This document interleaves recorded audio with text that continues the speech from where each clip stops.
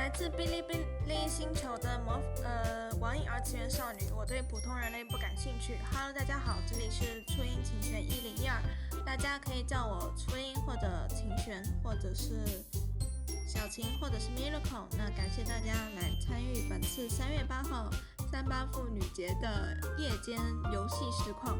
那今天要带给大家的游戏依旧是 Doki Literature Club，心跳文学部。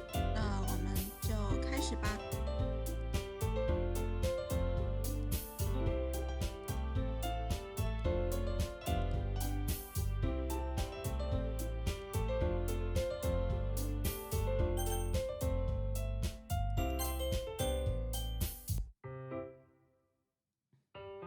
It's already Sunday. I've been getting increasingly anxious about Yuri's upcoming visit. I keep telling myself there's no reason to be nervous, but it doesn't help much. Yuri is clearly an introvert and also an intimate person in general. There's no doubt that she will open up a little bit when it's just the two of us. Meanwhile, we've even been texting occasionally. She was extremely apprehensive at first, but it wasn't long before I was already learning more about her. But putting Yuri's aside, I haven't heard a thing from Sairi since she left Club early the other day. It's not like we text each other all the time or anything, but I've been worried about her in the back of my mind. Between what Sairi said and what Monica said, is it really okay for me to put Sairi's feelings aside when she might need me? I decide to visit Sairi before Yuri comes over. Rather than asking, I simply tell her I'm coming over, much like we've done in the past. Once I reach Sairi's house, I knock on the door before entering it myself. Again, we used to play so often that we've made it a habit of simply entering each other's houses like we were family.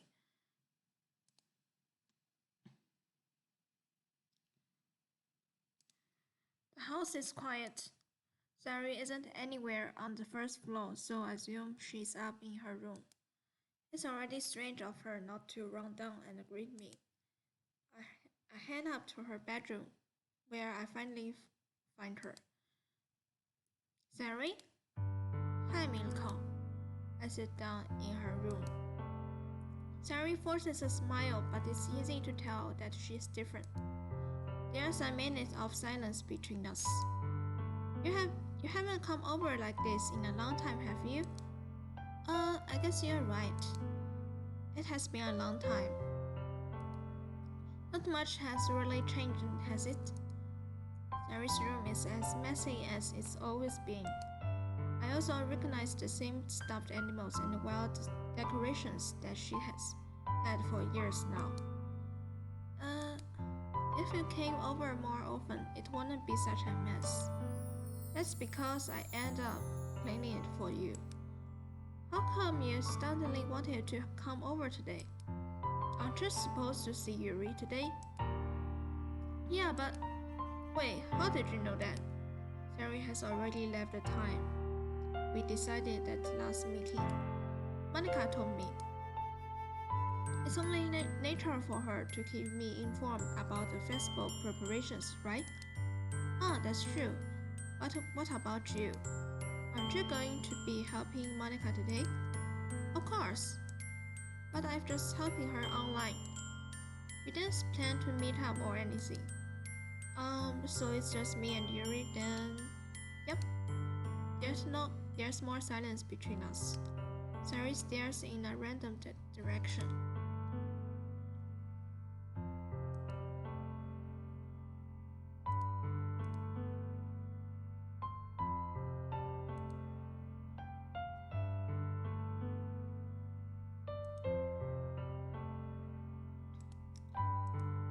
Everything about her behavior is really uncharacteristic. I finally get to the point. I just want to see how you are doing after you left on Friday. When something's wrong, you can't hide it from me. I know you too well. So, Sari smiles, shaking her head. That's no good, Miko. Why can't it just be like it's always been? This is all my fault. If I didn't get so weak and accidentally express my feelings, if I didn't make that stupid mistake, then you wouldn't have been worried about me at all. You wouldn't have come here. You wouldn't have even been thinking about me right now. But this is just my punishment, isn't it? I'm getting punished for being so selfish. I think that's why the world decided to have you come over today. It just wants to torture me. Sari! I grabbed Sari's by the shoulders. What on earth are you saying? Are you listening to yourself right now? I know something happened to you. There's no other explanation for you to be like this. So tell me already. Until I know, I won't be able to stop thinking about it. Sari gives me an empty smile. You already put me in a trap, Miluko. But you're wrong. Nothing happened to me. I've already been like this. You're just seeing it for the first time. Seeing what? What are you talking about, Sari? You are really just going to make me say it, aren't you, Miluko? I guess I have no choice this time. The thing is, I've had a really bad depression my whole life. Did you know that? Why do you think I'm late to school every day? Because most days I can't even find a reason to get out of bed. What reason is there to do anything when I fully know how worthless I am? Why go to school? Why eat? Why make friends? Why make other people put their energy and caring to waste by having them spending it on me? That's what it feels like. And that's why I just want to make everyone happy, without anyone worrying about me. I'm in shock. I can't even figure out how to respond. How is it possible that Sari kept this from me the entire time that I've known her? Did she really want so badly for me to just not think about her? Why, Sari? Why is it that you've never told me about this? It almost feels like I've been betrayed as your close friend. Because if I knew, I would have done everything I could to support you. Even if there's only so much that I could do. I would have tried a little bit harder to make every day a little better for you. That's why I'm your friend. All you had to do was telling me. You don't understand at all, Miluko. Why do you think I didn't tell you? Because if I told you, then you would have to waste effort caring about me instead of doing important things. I don't want to be cared about. It's bittersweet when people try to care about me. It feels nice sometimes, but it also feels like a bat being swung against my head. That's why I wanted so badly for you to make friends with everyone else. Helping everyone be happy together is the best thing for me. But then I discovered something else too. Seeing you make friends and get closer with everyone in the club. It feels like a whisper going through my heart. So that's why I decided the world just wants to torture me. Every path leads to nothing but hurt. You are right that I don't understand. I don't understand your feelings at all, Sari. But I don't need to understand. Whatever it takes for me to help you stop hurting, that's what I will do. No, Miluko, there's nothing at all. The only thing that could have helped is if everything could be like it always was. But I was selfish. I finally showed you what a horrible person I am. Tears streaked out Sarui's face. I made you join the literature club because I was selfish, and I was punished by my heart hurting in a way that I couldn't understand. And now you came here and I made you hurt too. I'm just weak and selfish. That's all I am. And that's why I'm going to accept these punishments. Because I deserve every last one. Without thinking, I once again grabbed Sarui's shoulders. This time, I pulled her into a tight embrace. Minako? Sorry, I don't care if you feel selfish. I'm really happy that you convinced me to join a club. Seeing you every day makes it worthwhile enough. If I make friends with everyone else, then that's just a bonus.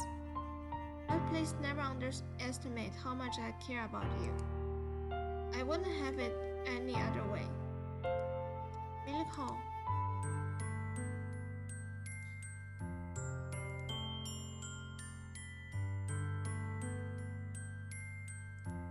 Sarui isn't hugging me back. Despite my arms being wrapped around her, Sarui's arms remain at her sides. She starts sobbing next to my ear. No, don't do this to me. Please don't do this. Minako, Sarui barely manages to speak between her sobs. I don't know if I'm doing the right thing, but all I want is for her to know that I care. If you have it in you to call yourself selfish, then you have to let me be selfish too. No matter what it takes, I will figure out what needs to change. I will make these feelings go away.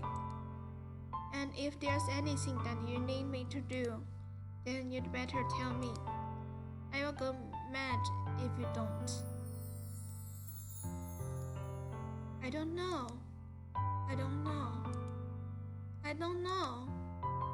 Gently, Sarui finally puts her arms around me in return. I don't know anything. It's all really scary.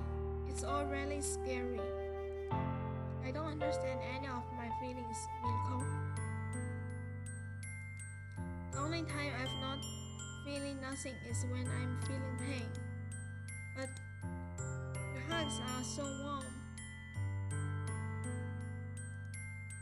And that's really scary too.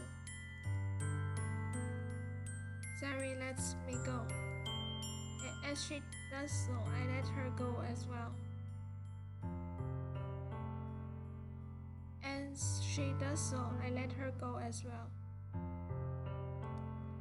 The festival is tomorrow.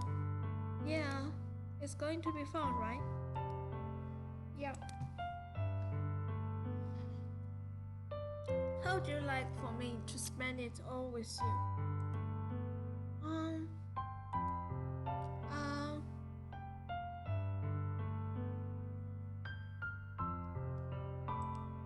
It's what I want. I promise. I think that it would be nice then. Yeah. Sarui wiped her eyes.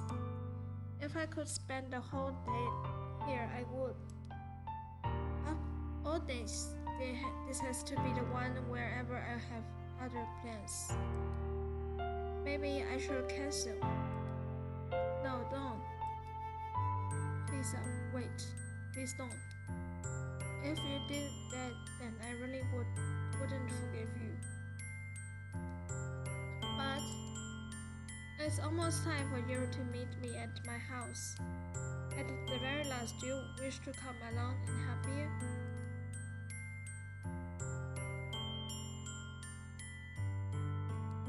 To my surprise, Sarui shakes her head.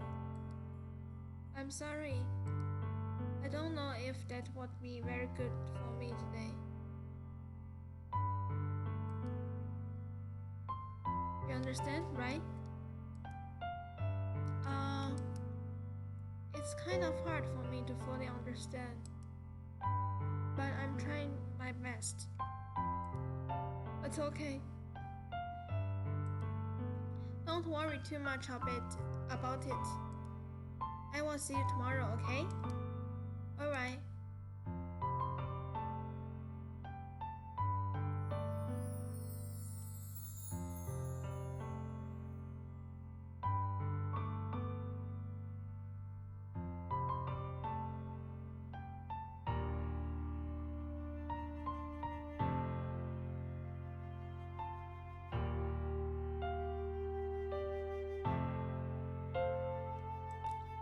On the way home, I find myself still feeling uneasy. But it's hard for me to keep thinking about it when Yuri is about to come over too. I think Theory is right. I shouldn't be worrying too much, and we are definitely going to have a great time tomorrow. I should just focus on what's ahead of me.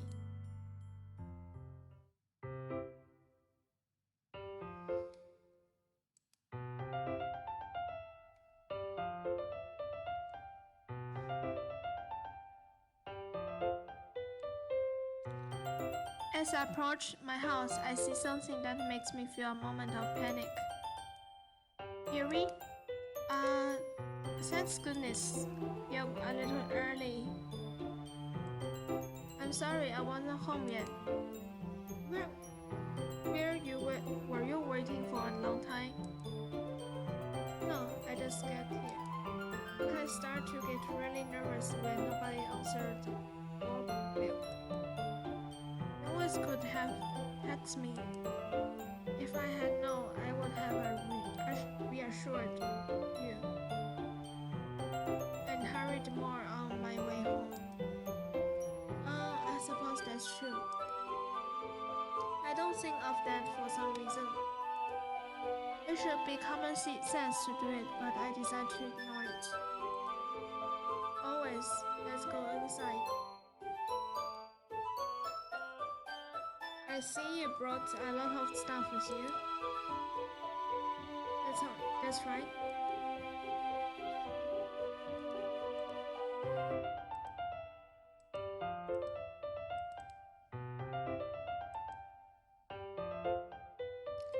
I take Yuri to my room. The first thing she does is glaze around curiously, which makes me feel anxious. It's so clean. I cleaned it before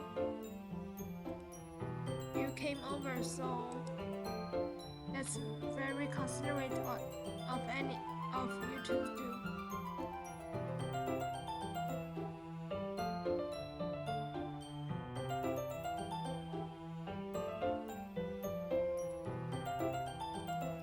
But no, I would be really embarrassed for my room to be a mess while you were there. Well, I do enjoy cleaning. I would have gladly helped you to clean. That would be even more embarrassing. Wait, don't look in here.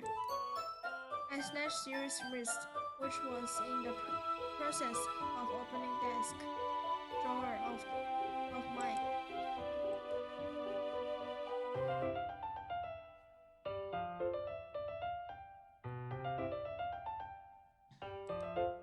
I was thinking for some reason. I was just spacing out. It's fine. I let go of Yuri's wrist. She puts both of her hands firmly in her lap, as if making sure she's keeping track of them. So,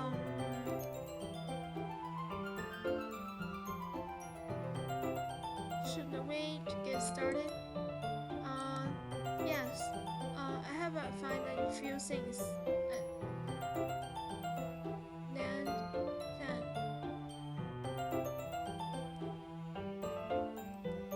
I have a few things planned that you can help with. Decorations and others atmospheric enhancements.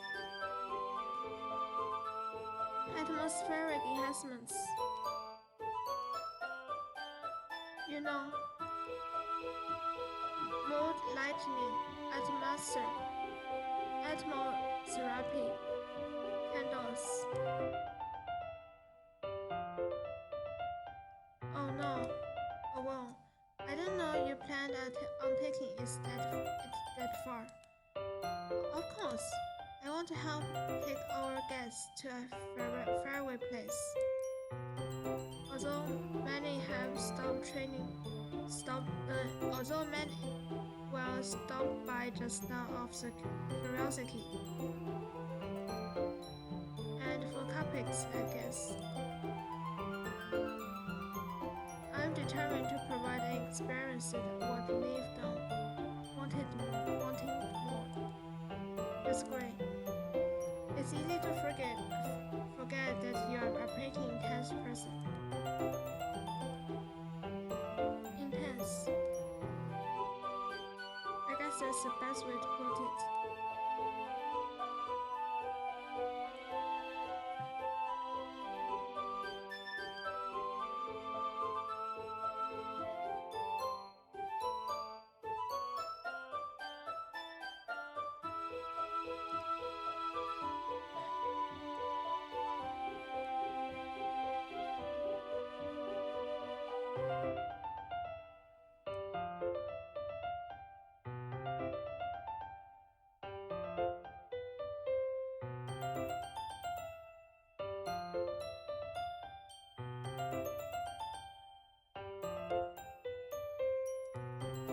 Is that a bad thing? No, not at all. It's something that I like about you, actually. Is that so? That makes me feel real relieved and kind of happy. Yeah, no need to be so anxious. You can relax a little. I brought some things for relaxation. I was going to use them during a poetry event. Oh yeah, like what? Let's see. Yuri rummaged through her bag. She pulls out a few candles and a wooden cylinder-shaped object. I did some shopping on the way here, so I happen to have sense in my bag. I plan to cover the windows in black and light and to light up in room.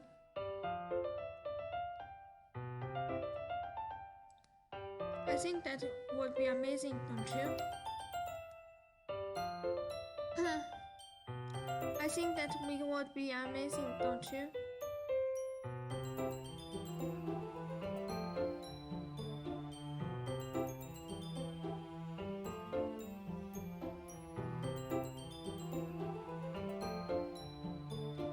I think that would be amazing, don't you? Yay, that would be really neat.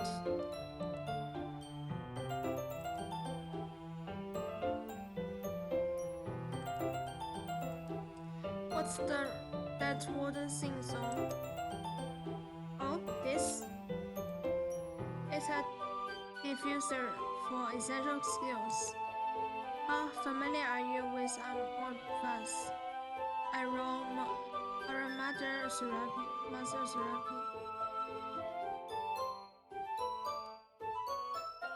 Not familiar at all. Is that so? It's one of my favorite contributors to a positive atmosphere. Depending on skills or helps you.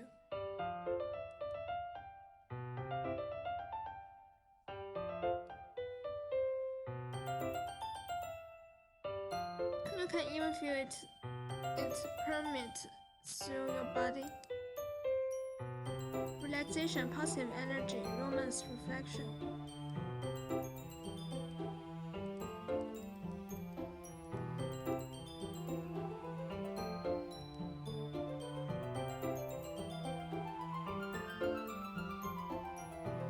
That's jasmine essential oil. It smells a little sweet and flowery. Yeah, that's a good way to describe it. I chose Jamie adjustment for the event because it provides more than relaxation. Listening enhances your emotions and helps you feel them flow through your body.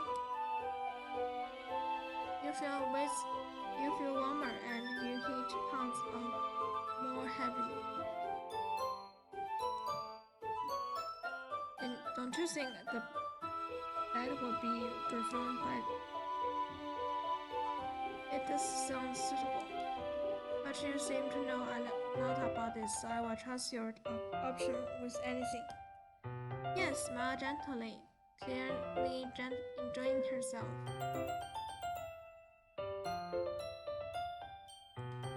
She again reaches into her bag and pulls out several spokes on him. Of things ribbon. What are those for? Well, did you purchase the origami paper or I asked you to join? Yeah, I have it here too.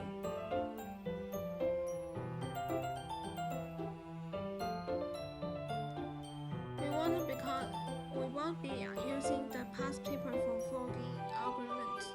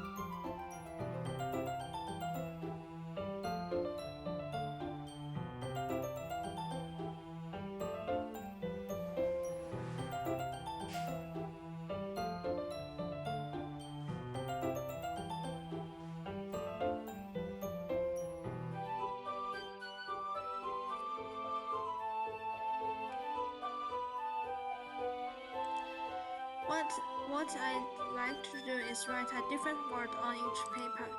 We will need about 100 of them. Oh yeah? What will those be used for? Well, I'm going to cut pieces of ribbon to hang from the doorway of the classroom. And we can fasten the paper onto the ribbons to create a doorway curtain. Wouldn't that be beautiful? It would also catch the eye of those passing by the room. It may attract some to peek inside. That's really creative. I had no idea you'd be so good at this, Yuri. Is that so? Well, I suppose I do mine a little intense, as you put it.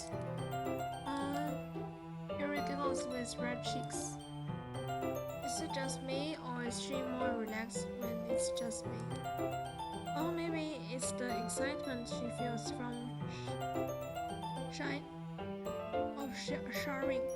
something that she enjoys. Here's the marker, Minko. You can write any characteristic you want. I'll help you once I finish cutting.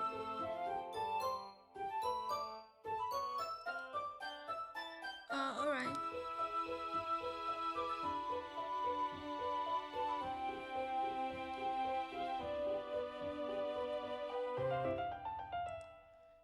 I carefully draw a different character of each paper, doing my best to manage my bad handwriting.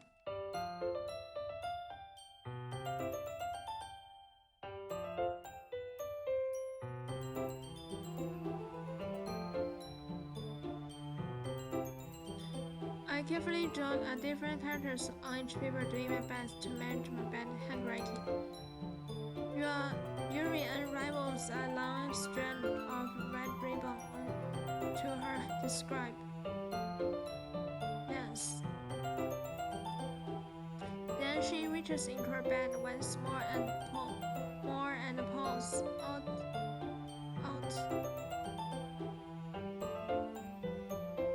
a pocket knife. Knife is strongly beautiful. The silver handle has an intricate pattern.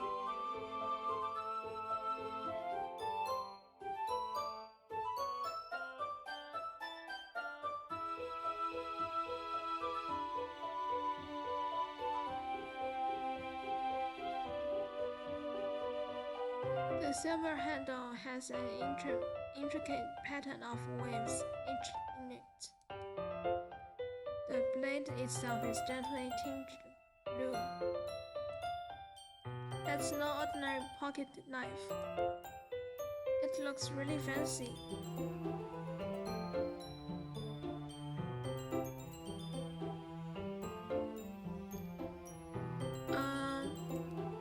Well, embarrassed, Yuri looks away. What is it? Yuri is going to think it's weird.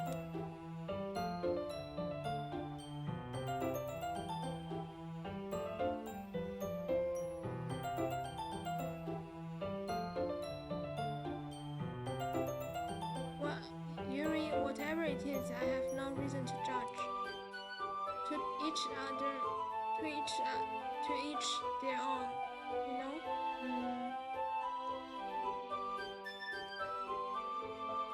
If you promise to, you won't be weird out.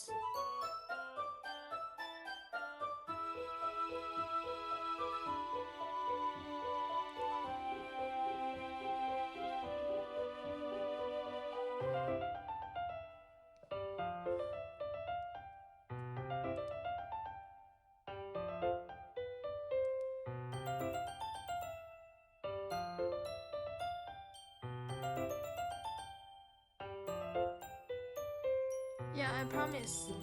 Alright? The thing is, I'm kind of into knives.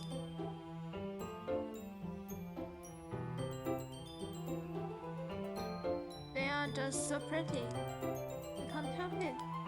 I don't know what I did.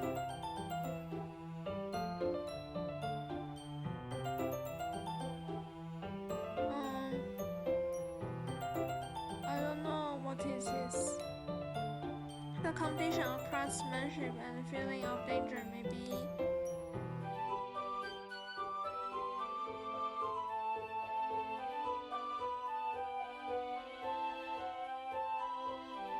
what I'm saying.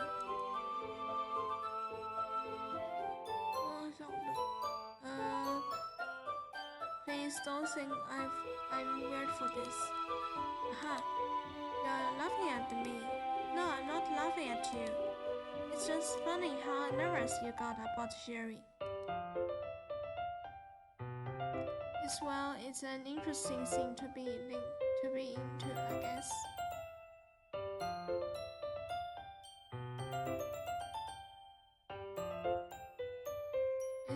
It's an interesting thing to be into, thanks.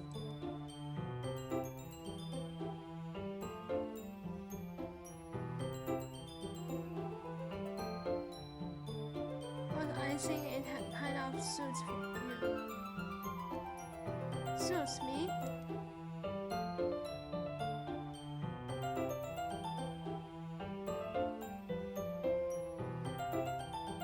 Yeah, it's a kind of intense, huh? Because it's a really cool looking knife. I can't deny that.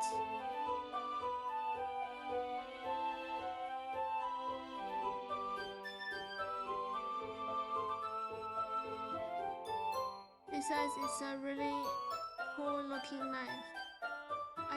I can't deny it.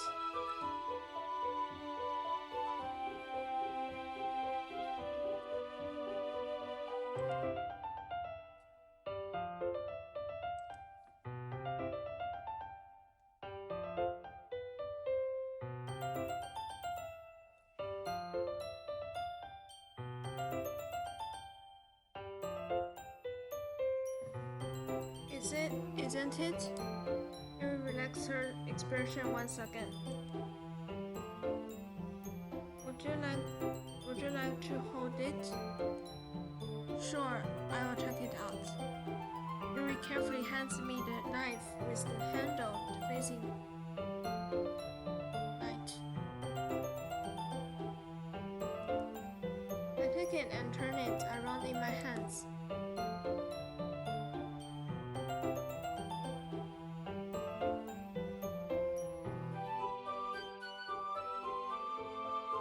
Yes, it feels heavy and extremely very solid.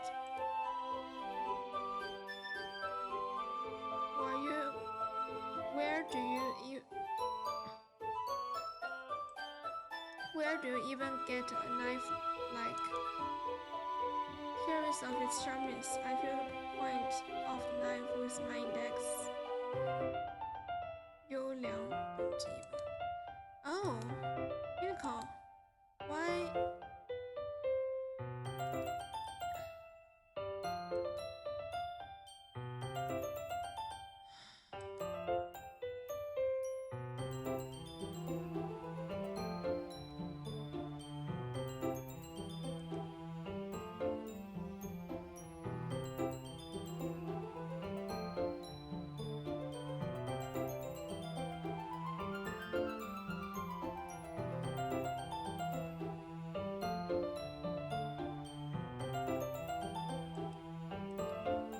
I didn't expect it to be that sharp. I barely touched it at all. It's my fault. I shouldn't have warned you. This knife is extremely sharp. It can cut through skin like it's paper. Oh no.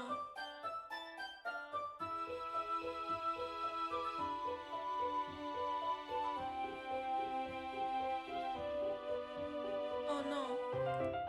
A small drop of blood trickles down the side of my finger. Yuri takes my hand and gives me the wound.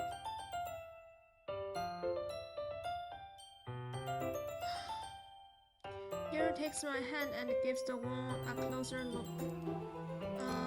She stares at it and noticeably fidgets. If you are squeamish, I will go wash it off now. Without warning, Yuri puts my finger in her mouth and clicks the wound.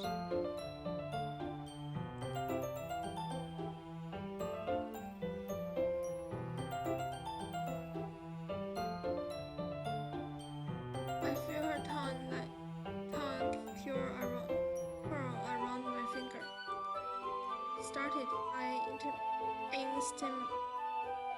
instinctively pulled my hands back.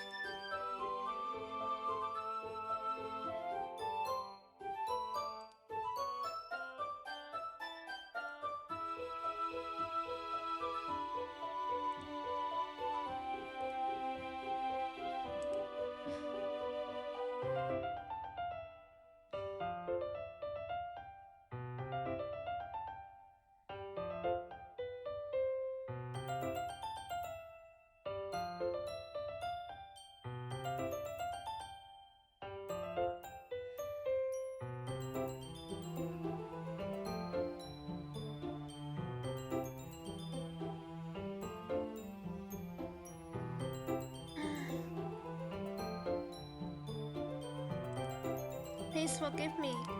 I wasn't thinking. Yuri lowers her head, her face burning up. Yuri, that's the most embarrassing thing I've ever done. How could you do something like that? How could I do something like that? I'm sorry. Sure, it was a little weird and it took me by surprise. But I guess she was just trying to help, right? Yuri, I think you are overreacting a little. She doesn't lift her head. What if she doesn't recover from this for the rest of the afternoon? Alright, you know what? This might be a stupid thing to do, but I do it anyway. I take Yuri's hand and lick her index finger in return. Minako, did you really just do that? No, we are even... Yuri just looked at me like I did something wrong. Aha! I knew that would be a bad idea. If not for the sweet aroma of the jasmine oil, the air would be extremely heavy right now. You are so weird, Minako. Yuri giggles shyly. Yuri called me weird? I have no response to that. Where do you keep your bandages? I don't think I need one actually. It was a tiny cut. Look, it already stopped bleeding. I see. That's relieving. The tension is quickly lifted. We each resume our respective activities. I watch Yuri's knife cut through the ribbon like it's nothing but air. Meanwhile, I continue to make progress on the paper. After we finish attaching the paper to ribbons, we lay them all out side by side. It looks better than I expected and will be very effective as a door curtain.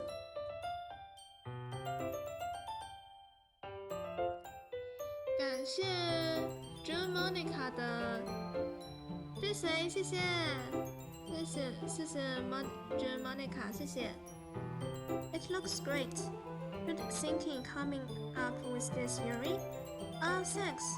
It's just something I saw online, really. Are you ready to move on to the next task? Yeah, let's do it. What do you have in mind? I'd like to create a banner. That's why I asked you to buy the paint tablets. That's right. One of the items Yuri has asked me to buy was a kit of watercolor paint tablets. Well, we will need about 6 cups of water to put each of the tablets in. Do you mind fetching those for us?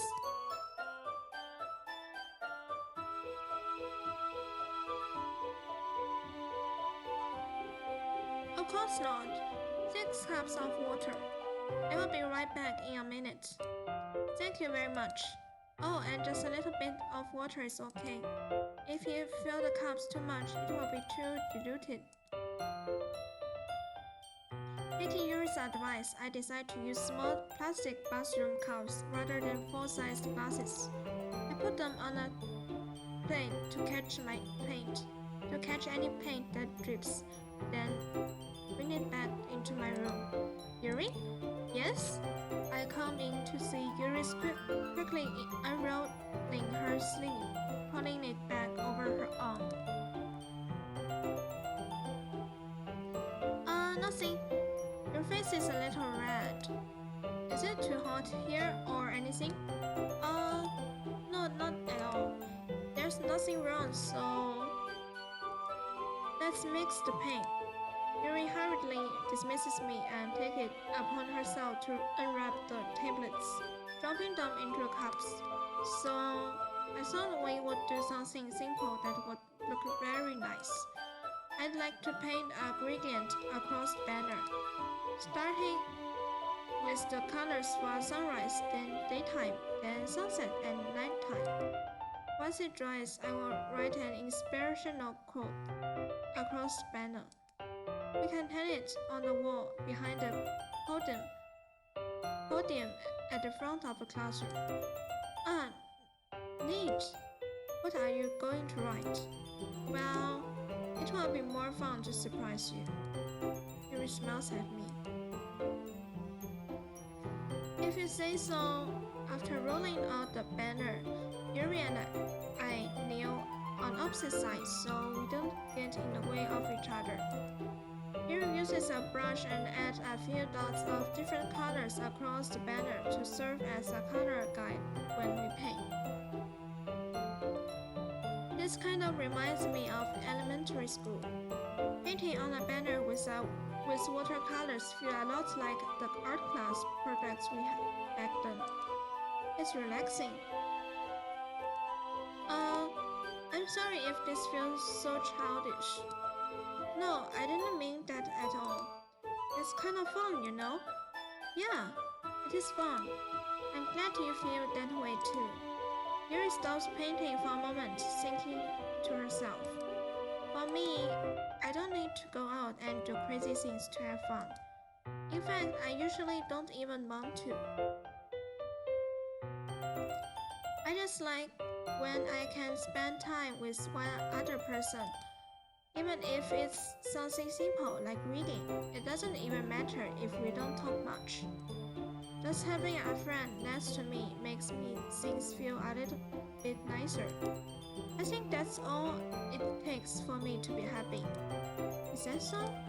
Even if Yuri and I are quite different, I can understand where she's coming from. I feel that ways about things like anime and games, where simply sharing the experience with someone can make me happy. I think I feel the same way. Yuri smiles gently. I knew you'd understand. Yuri leans over the banner to grab an unused paintbrush, but I move at the same time, causing my head to bump into hers. Yeah, sorry, Yuri reels back, and I quickly lift my hands in surprise. Are you hurt? No, I'm not hurt. It just startled me, that's all. Sorry, I should have asked you to get it for me. It's not your fault. Your face. There are droplets of paint on Yuri's face and neck. Is there something on my face? Yeah, I accidentally got paint on you. Sorry, it's totally my fault. You get a towel. I will get a towel right away. I rush out and fetch a small towel, then I dampened it with hot water.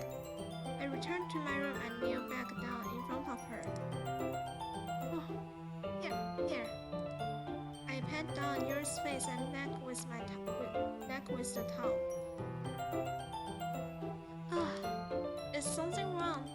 It's hot. I just didn't expect it. Sorry.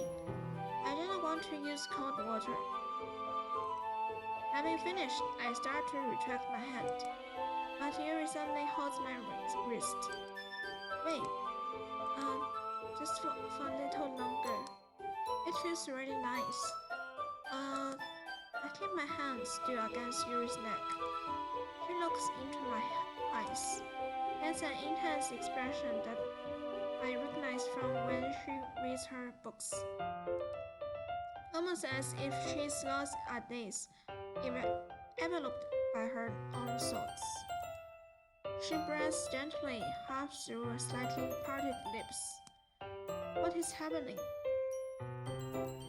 Is it the aroma of jasmine oil gives me this dizzy feeling? Yuri's gentle fingers wrapped around my wrist send a tingling sensation through my arm. And suddenly her face seems to be much closer to mine than it was just a moment ago. Yuri slowly pulls away. Sorry, I've been feeling a little lightheaded today. I didn't mean to space out. It's fine. The moment is over as soon as it began.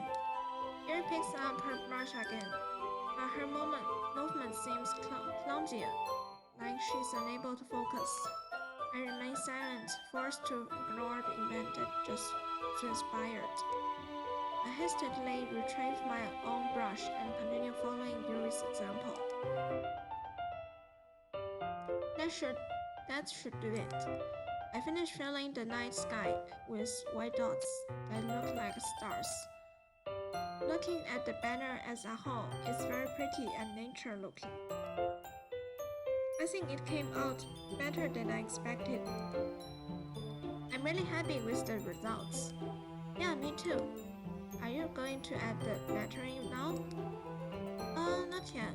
I need to dry first. That's true, but won't that take a while? Well, Perhaps it would be best to leave it here and have you bring it in the morning. I can do the lettering in the classroom before our event starts. Is that okay? That's totally fine. Wonderful. In that case, I don't think there's anything more for us to do here. You say that like you are glad it's over. Was I wrong to assume that you were at least enjoying yourself a little bit? No, it's not that. I'm just glad that we managed to get everything done. I see. I'm too. I was a little concerned about time. I need to start making dinner soon. So you don't have any time left? I was secretly hoping we would have an extra time after finishing the work.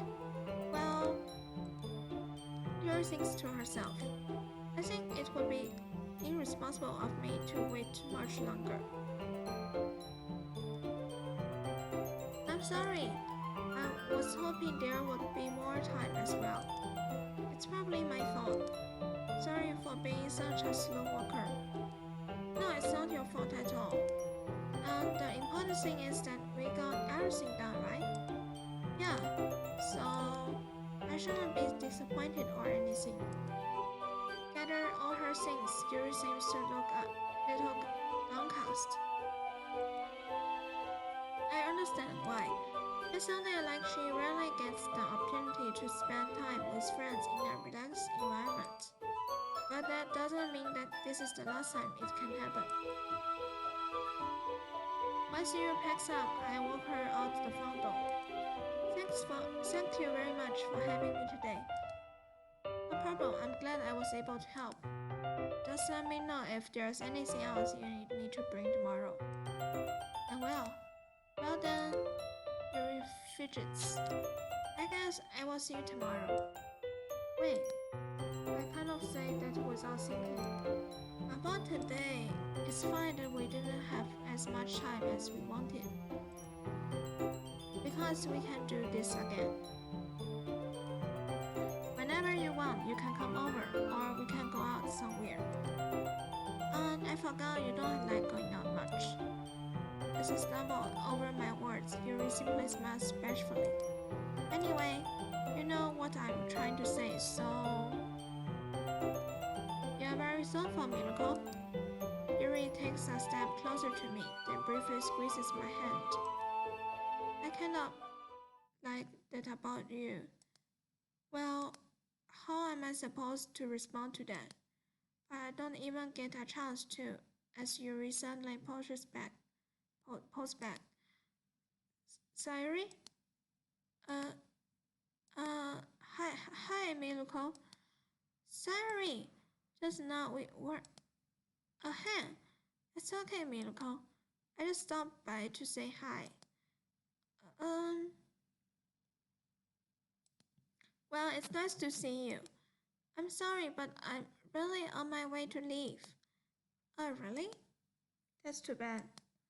I'm sorry, but we'll all be together at the festival tomorrow, so that's fine, right?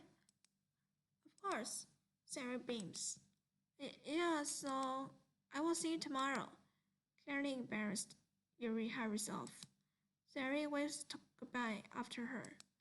Sorry, I thought you didn't want to come over today.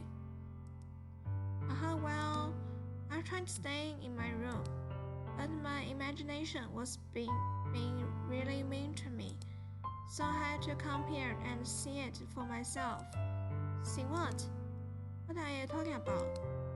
You know, how much fun you were having with Yuri, and how close you got to her. It makes me really happy that you've made such good friends. That's all that matters to me. Tears start to fall down Sarah's face. That's all that matters to me. Why I'm feeling this way, Mirko? I'm supposed to be happy for you. Why does it feel like my heart is splitting in half? It hurts so much. Everything hurts so much. So it would be so much better if I could despair? Sorry, don't say that. That's true, Miracle. If I wasn't here, then you wouldn't have to waste your sympathy on me. You wouldn't have to put up with me being selfish. Monica was right. I should just... Monica? Monica was right about what?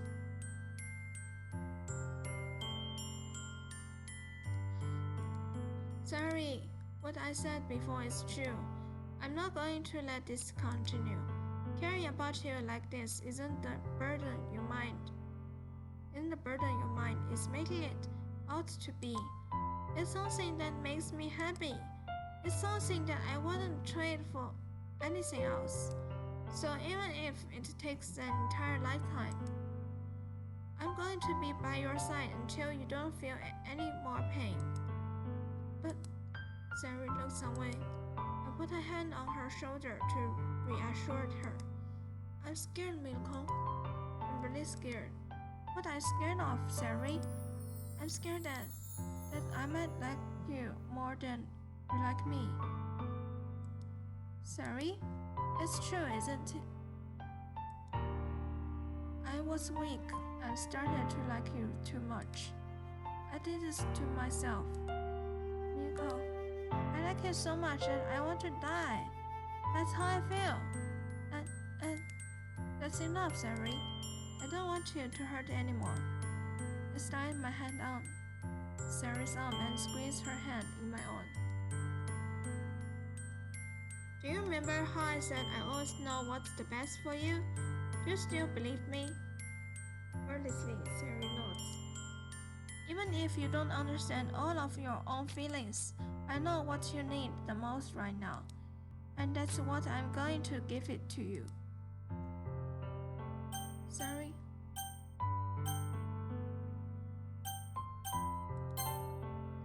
I love you.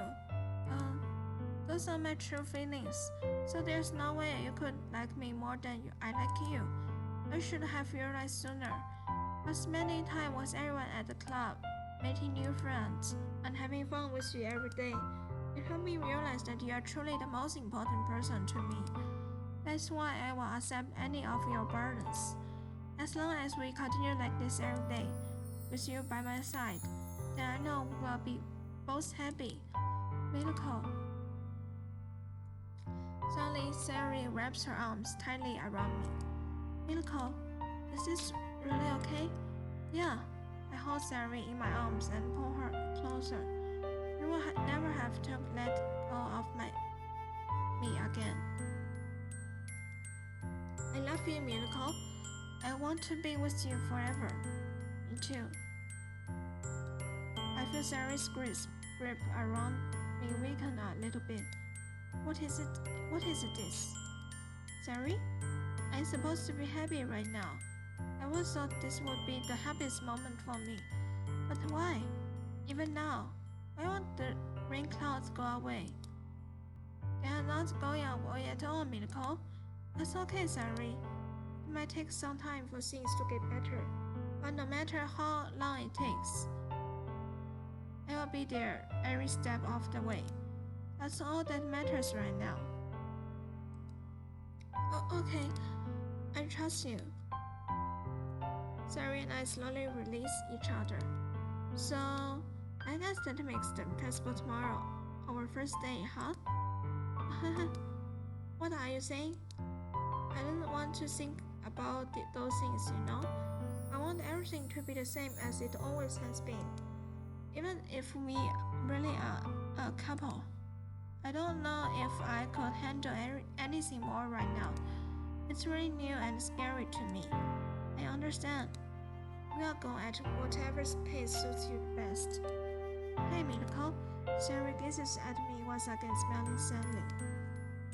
Even if I get really, really sad, this is the best thing for me, right? I don't really understand what Sari means by that. Are you saying that this is making you feel sad, Sari? I don't know. I don't understand what I'm feeling. It feels like a bunch of thrones when you told me you love me. But that's why I want to trust you. You know what's the best for me. Yeah, I do. It's my promise. I say that, but in reality, I've never felt more uncertain when it comes to Sayuri. I know that I love her and she loves me, but I'm having as much trouble understanding Sayuri's feelings as she is.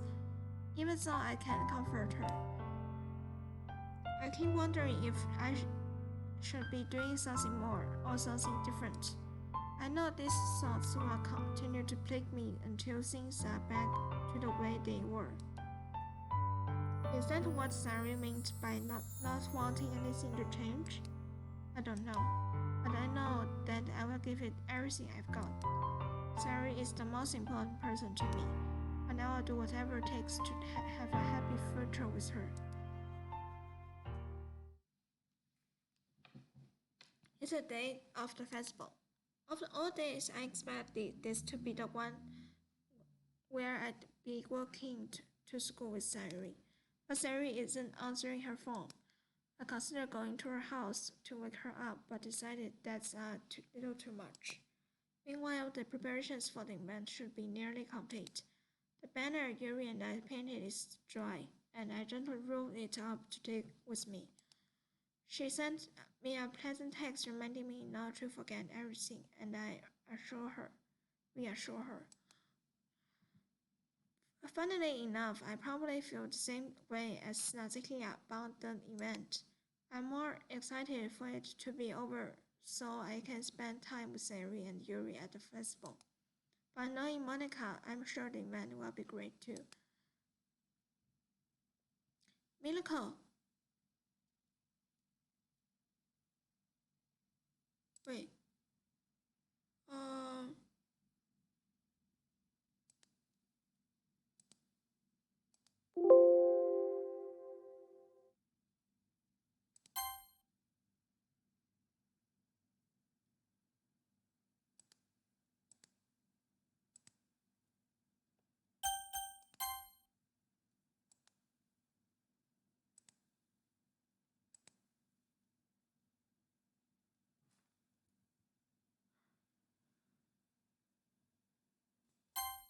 you're the first one here.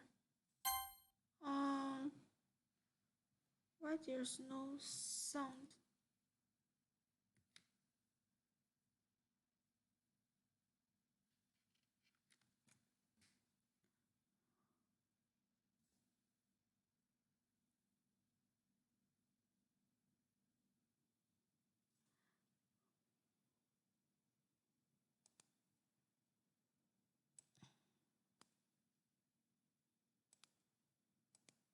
Thanks for being early. That's funny. I thought at least Yuri would be here by now.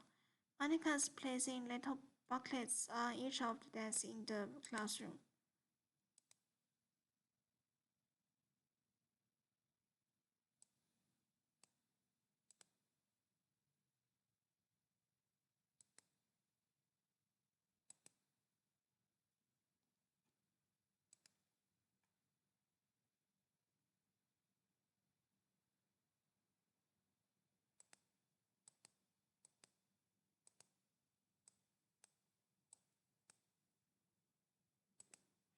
They must be the ones she prepared that have all the poems we are performing. In the end, I found a random poem online that I thought Monica would like and submitted. So that's the one I will be performing. I'm pretty surprised you didn't bring Sari with you. 等一下，我先存个档，然后，什么那个声音怪怪的，没有声音，等一下，我要处理一下。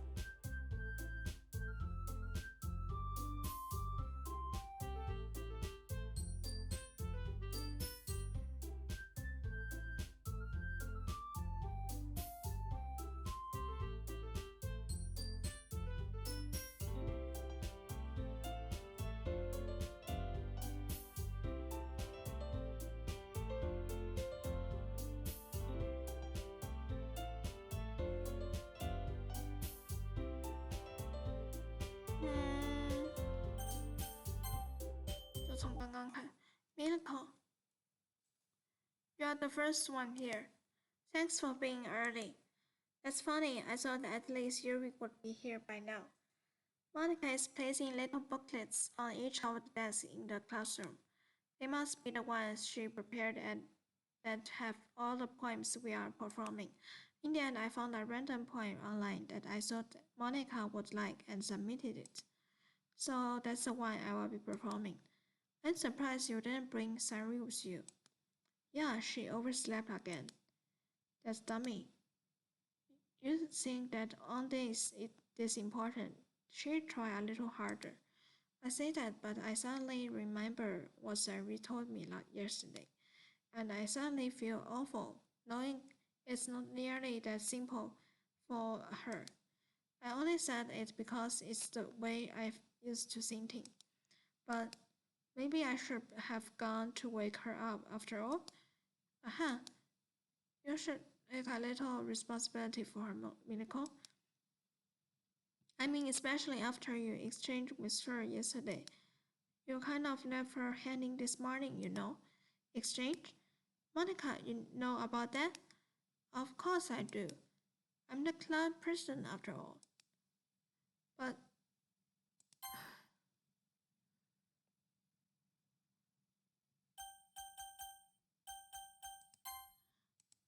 I stammer, embarrassed.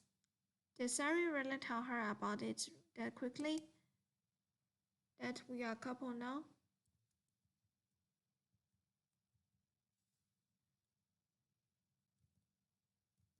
I didn't really plan on bringing it up with anyone yet. Please, you don't know the full story at all, so don't worry. I probably know a lot more than you think. Uh, Monica's been as friendly as usual, but for some reason I felt a chill down my spine after hearing that. Hey, do you want to check out the pamphlets? They came out really nice. Yeah, sure. I grabbed one of the pamphlets laid out on the desks. Oh yeah, they really did. Something like this will definitely help people take the club more seriously. Yeah, I thought so too. I flipped through the pages. Each member's poem is neatly printed on its own page, giving it an almost professional feel. I recognized Natsuki and Yuri's poems from the ones they performed during our practice. What's this? I flipped to Sari's poem. It's different from the one she practiced. It's one that I haven't read before. Get out of my head. How?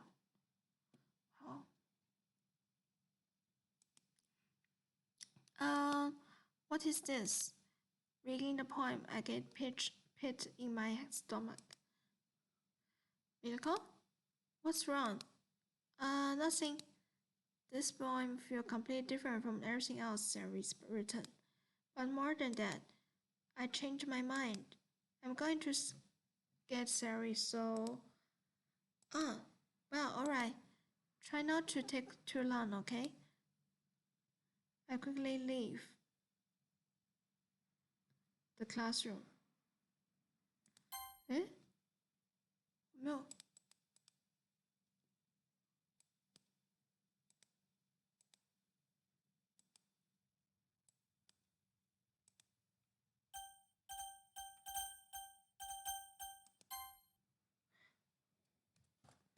等一下哦，我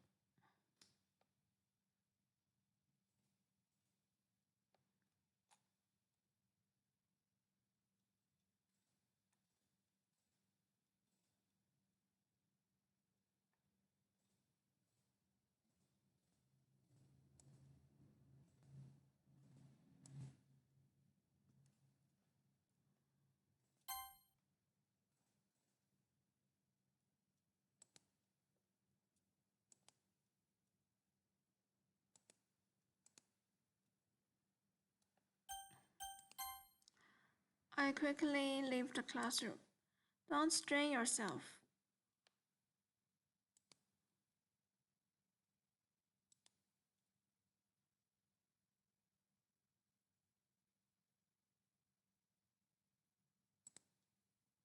Monica calls Dad after me.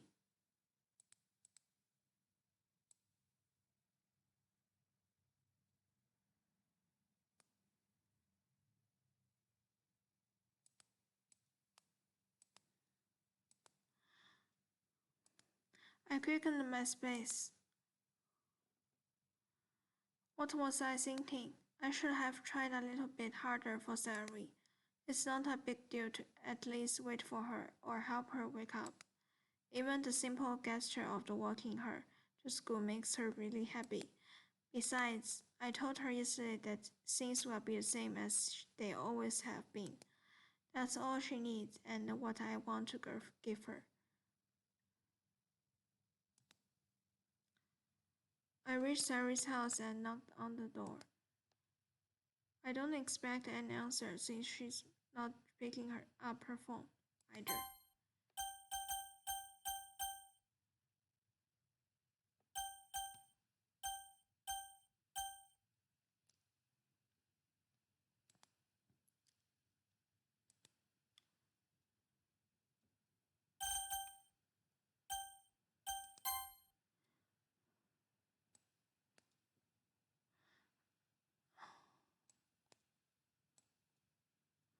I don't expect an answer since she's not picking up her phone either.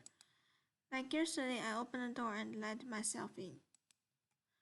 Mommy, 早 Sari? She really is a heavy sleeper. I swallow.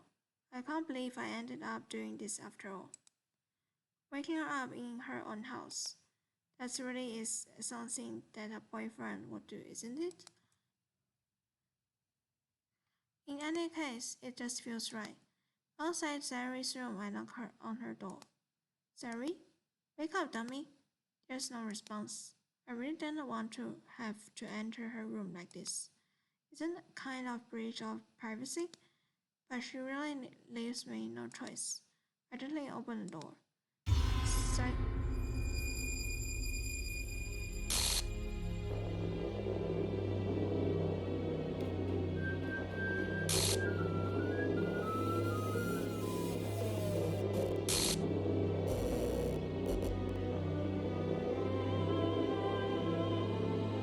Oh my god. What the hell?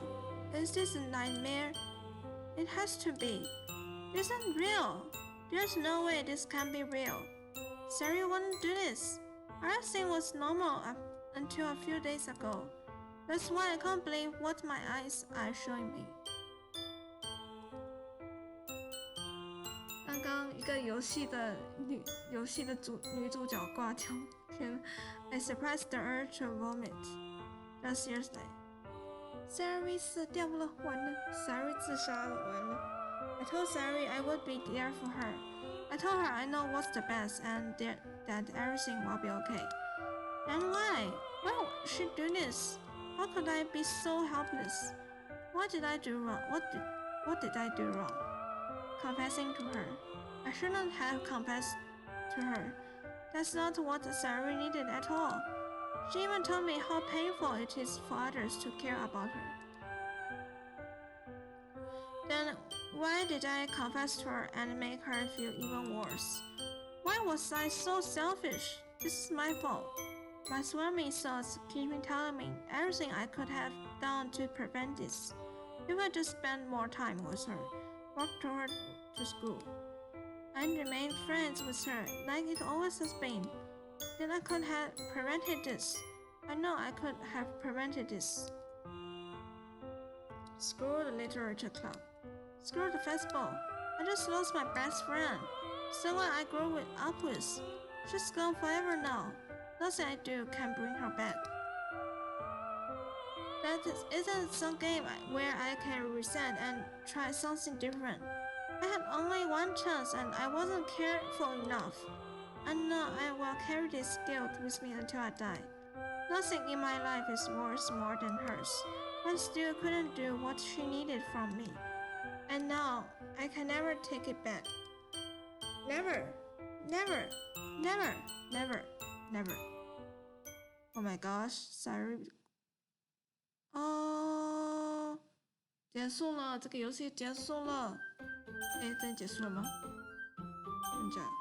我想是不是有点？哎，真的假的？真的结束了？然后1个小时15分，好的。我不知道为什么现在是这样子。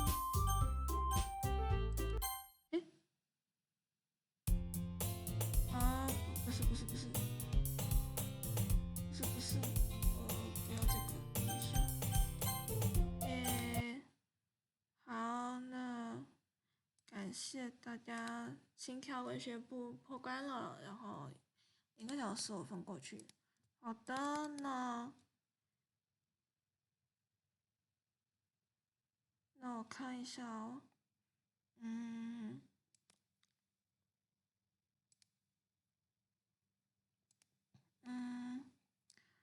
我等会儿可能会开新游戏，但是还没有想好要开哪个游戏。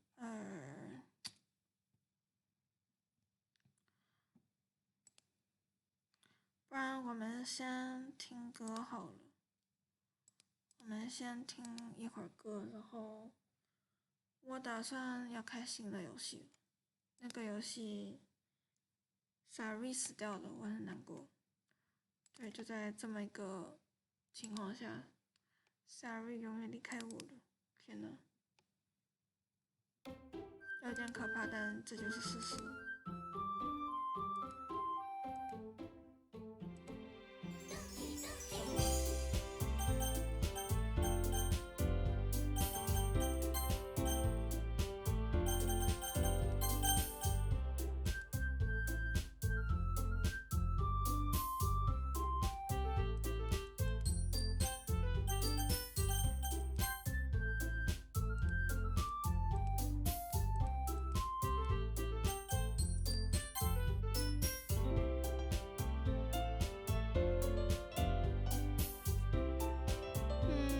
Sari 永远离开我了，哭啊！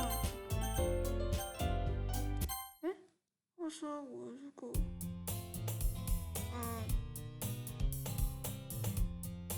我说我这个游戏就暂时玩到这边，然后我看一下有什么新的游戏可以玩，我可以今天先把它玩一玩。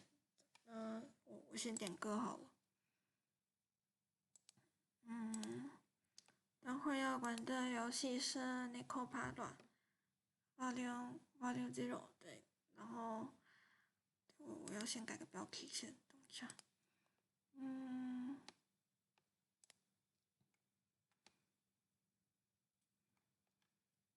别动，让我看一看呢。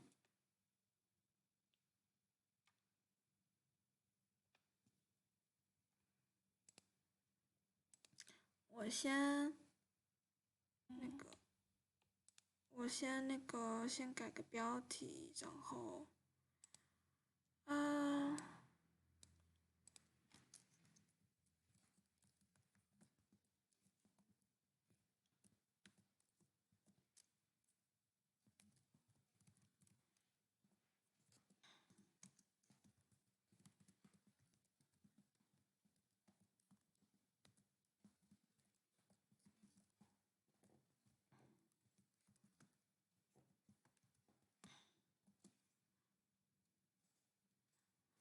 我今天会先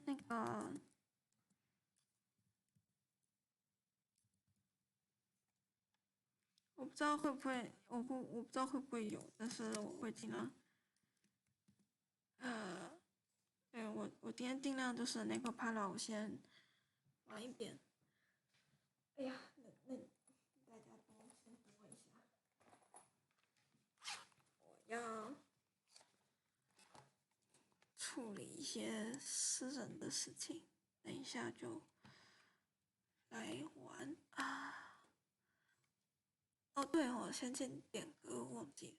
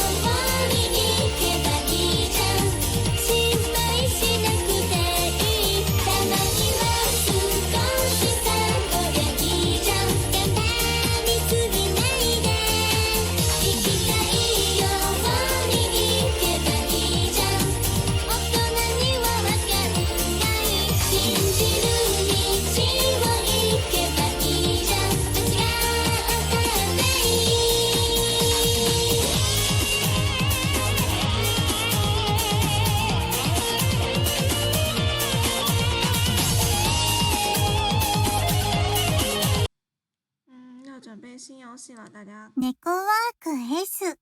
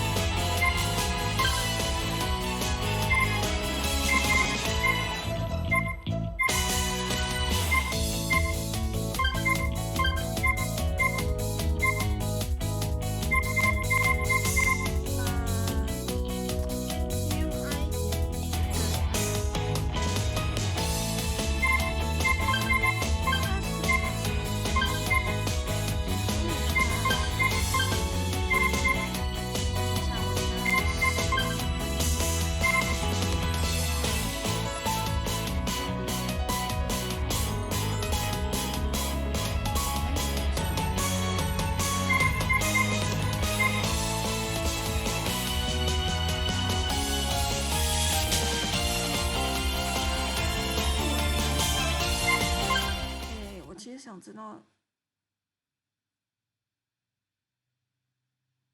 午前8時起床。有画面了吗？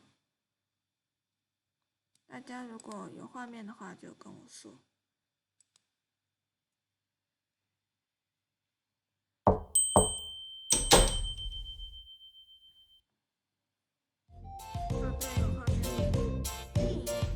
ショコラ、バニラ、朝ですよ。起きなさい。然后现在带大家来吃巧克力与箱子们。シグレット。朝は。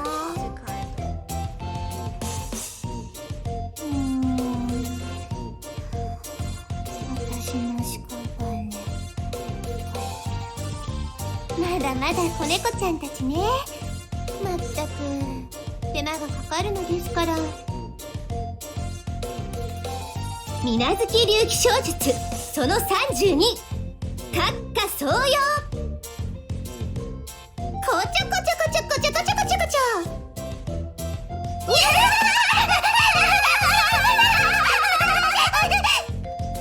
ちょこちょこちょこちょこちょこちょこちょ。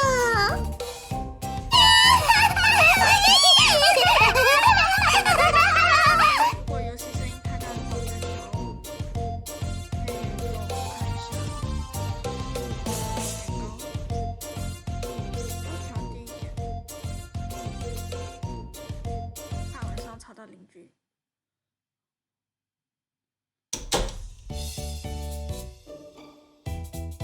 ご主人様、朝です、朝ですよ。如果有改标题的，应该大家都知道。あれ、ご主人いない。覚えたての気象術が不発。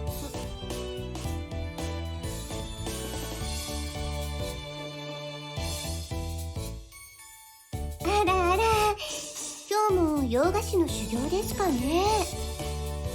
ということは今日はお父様もお母様もいらっしゃらないので家には私たちだけですね。あらもじゃあはご飯も自給自足なんだね。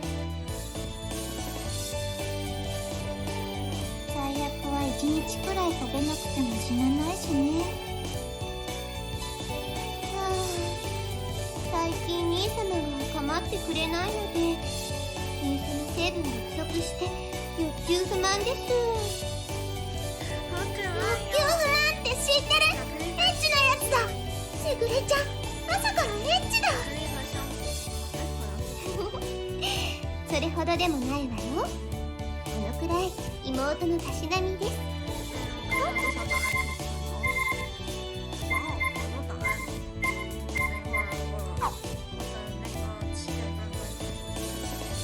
でも布団が暖かい。ご主人が姿を消してからまだそう時間は経ってないのよ。等一下哦。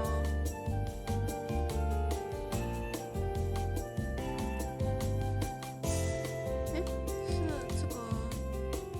游戏的问题。这样看呢？我还是刚刚改的。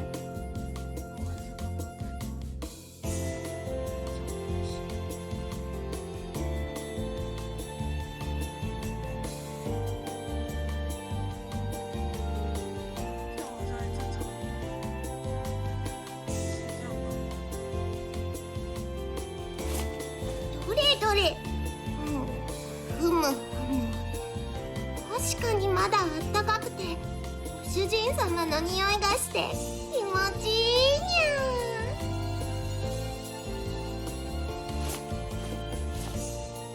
くんくんくんくん、確かにこれはスパイシーな兄様の残りが香水にして私が独占したくなりますね。うほうほほほほ。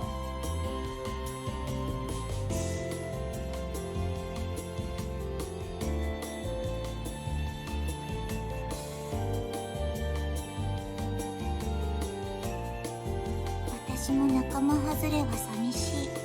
お布団入る。もぞもぞ。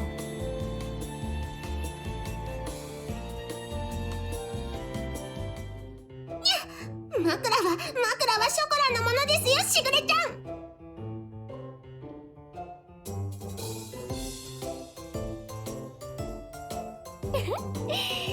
シーツの素晴らしさがわからないとは。ショコラも青いですね。後で新品と交換しておくとしましょう。ご主人のお布団も悪くない。眠くなってくる。そう言われればショコラもまた夢の続きがおいでおいでって。兄様の魔性の香りがそうさせるの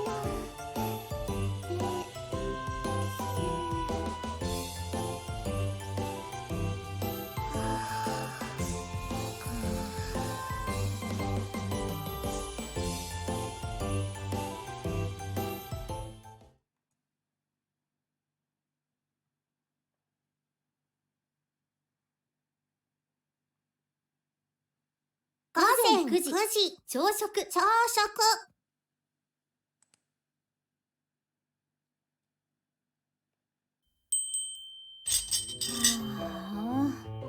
なんで私がご飯作らなきゃいけないのよ、めんどくさ。そんなこと言ったらなんで私のが作らなきゃいけねえんだよ。めんどくせえ。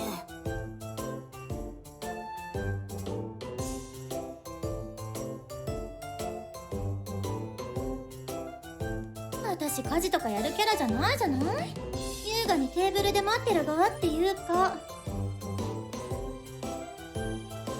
家事はできねえの間違いだろ。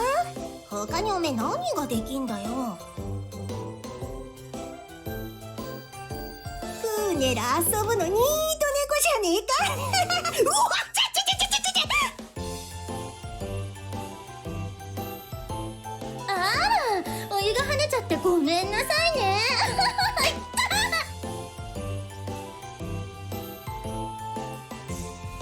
悪いな。思わず肉球が跳ねちまってよ。やんの？ねえ、やるつもりなの？私とやるつもり？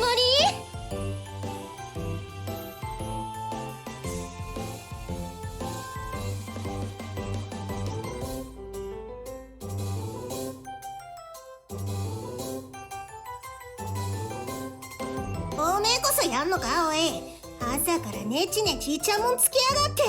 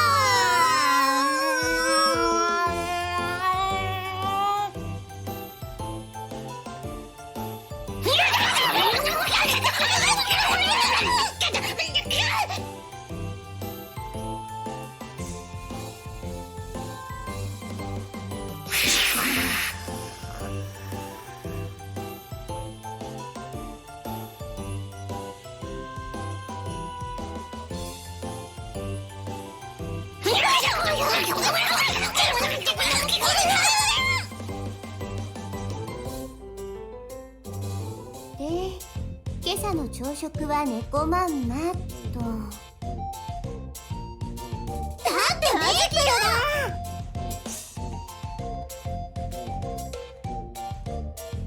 姉ちゃんとあずちゃんじゃしょうがないよね。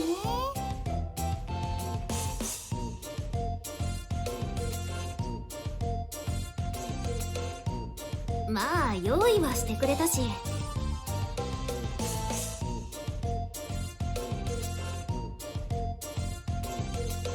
あ、おいしい。意外においしい。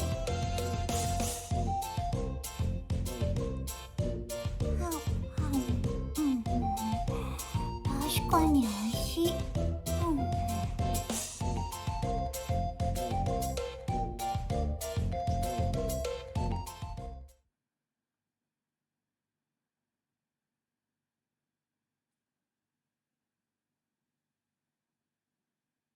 午前10時朝食かっこ片付け編。くっ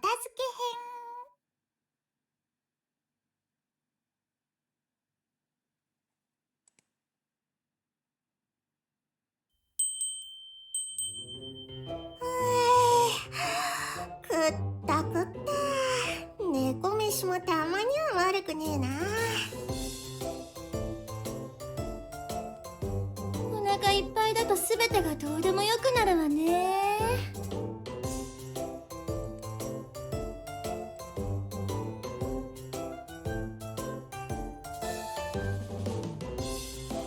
2匹ともそんな両手両足投げ出して寝転がっては明日ないですよ。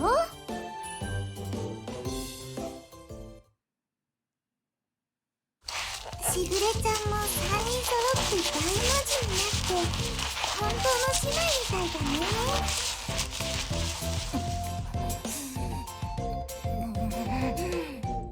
なっちゃん？ああ、ごめん。洗い物に集中してて。ほら、私不器用だから気をつけないとすぐに。こ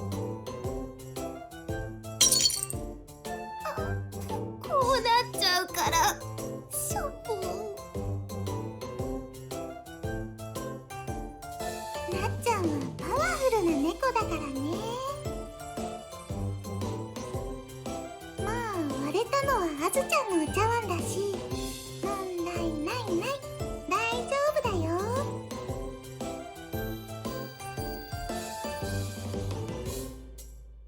次はソフトに頑張ろう。あずきのでよかった。じゃあ次はソフトに。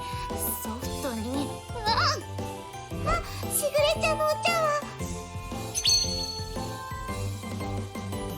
させるかー。おお、ナイスキャッチ。すごい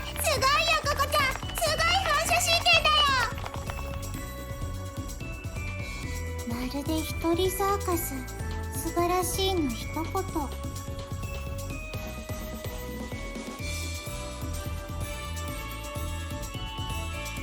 いや、それほどでもないよこんなの。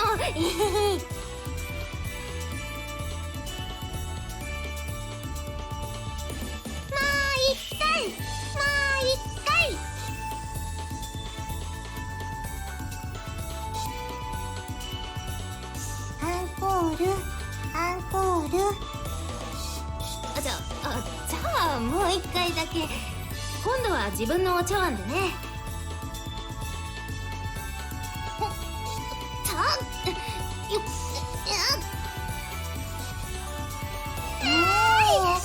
もう一回もう一回。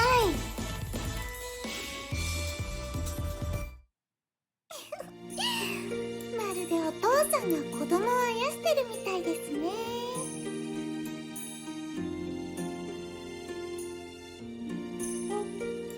お父さんと子供？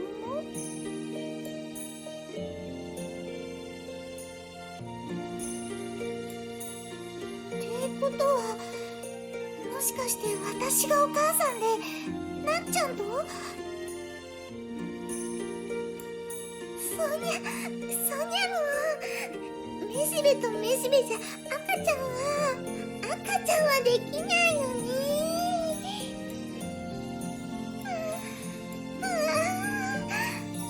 ダメ、朝からシナモン潤っちゃう。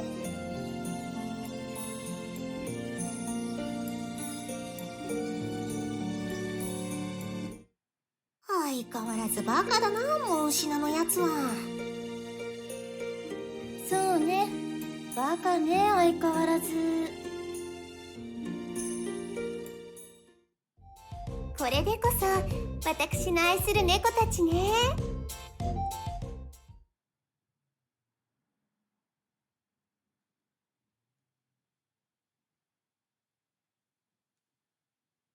午前11時、緊急お掃除。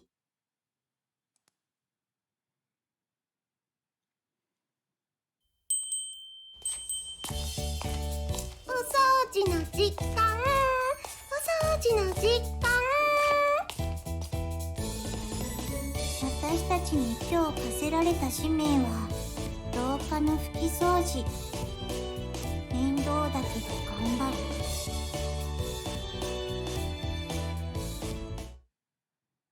なんだこれ、一体何の装置なんだ？私も見たことないわね。危険物じゃないよね。もしそうならこんな堂々と置いてないだろうし。壁に貼り付けてあるってことは何か備え付けのものなんでしょうけど。前方に猫だかり発見。場所的におそらくトイレ。みんな何してるんだろう。連れおしっこって聞いたことあるよ。女の子たちがするんだって。きっとそれだよ。ショコラは微妙に間違えた知識を持ってるのが可愛いね。よしよし、いつまでもそのままでいるんだよ。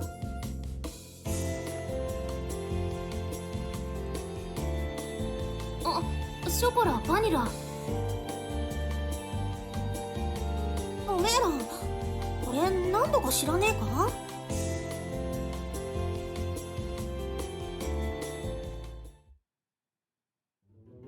これって、何この置物？知らないよ。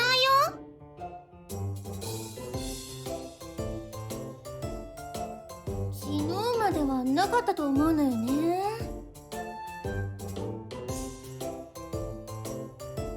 まさか水無月家にも盗撮被害が？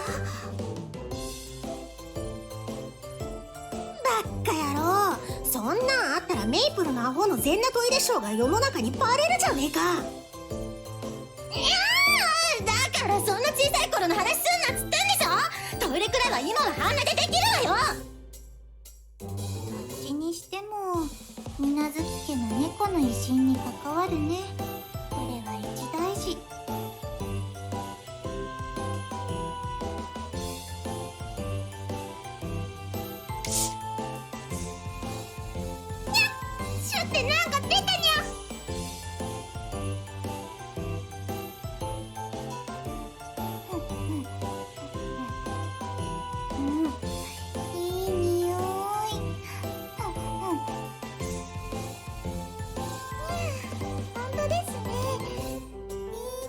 します。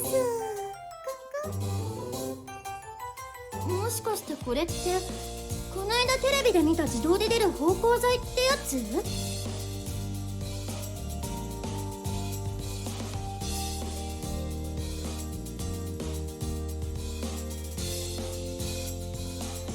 あ、僕もじゃない、私も見た。時間が来たり人が通ったりすると反応して芳香剤を出すって。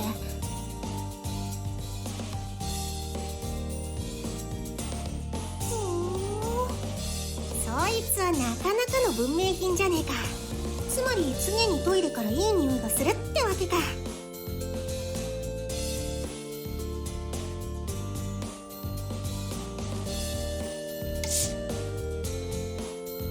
おお、また出た。すごいよ、これ超便利だよ。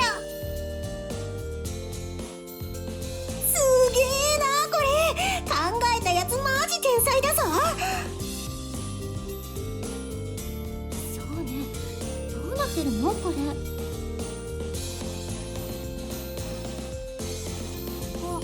そんな風に上から覗き込んだら、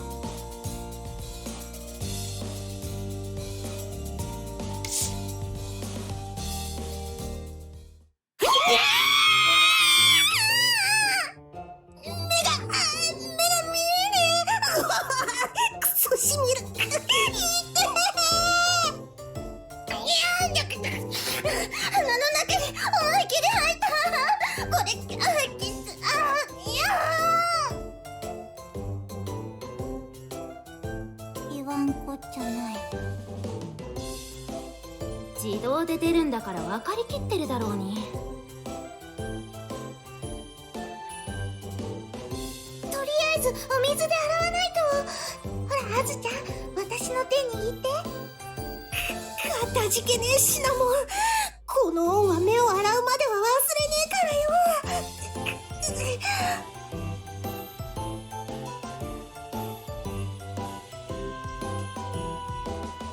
あずきちゃん、それシナモンちゃんの手じゃなくてウォシュレットのボタン。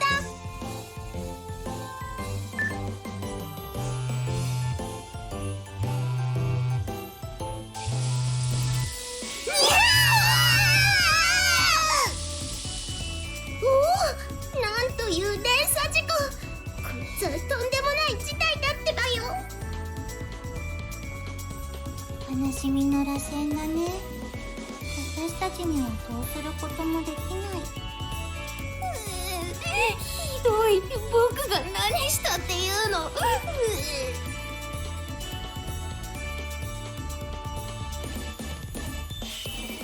が見えないよ。タオルが確か上の棚に。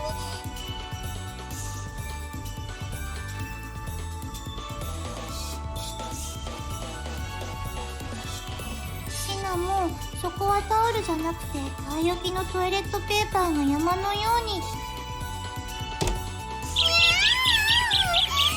トイレットペーパー攻めなんてダメ。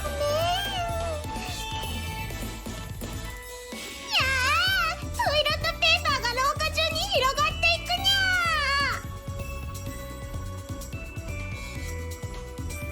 まるでレッドカーペットだね。どんどん広がっていく。悲しみの螺旋はもう止められない。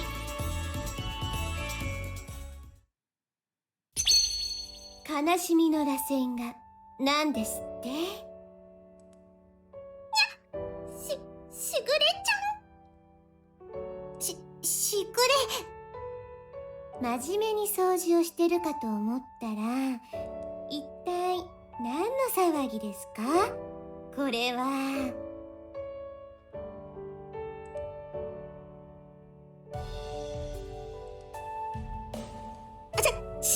資源だって。しぐれ、何が違うって、いろいろと資源だって。そうよ、別に怒るようなことじゃないのよ。そのやむにやまれぬ事情があって。しぐれ様の笑顔が怖い。僕何もしてないよ。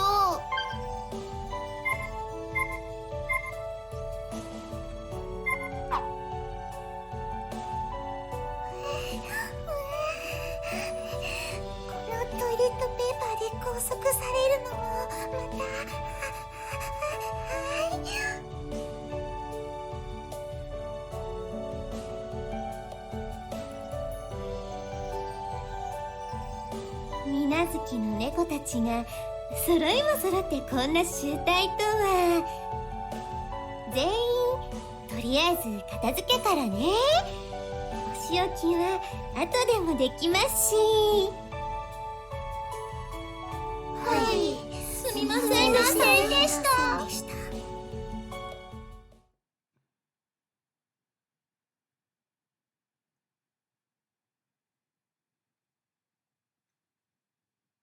午後12時、洗濯物。物干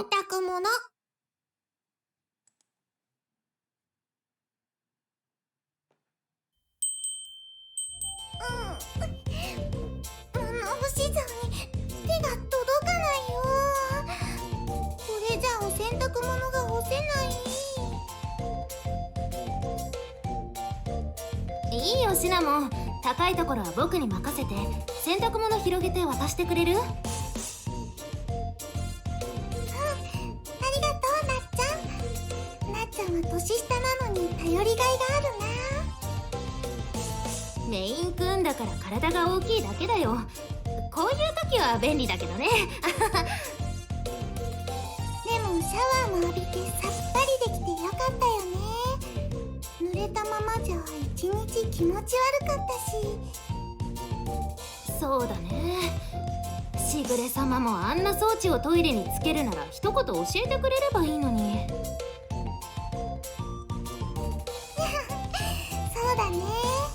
そうすればあんなことにならなかったのにね。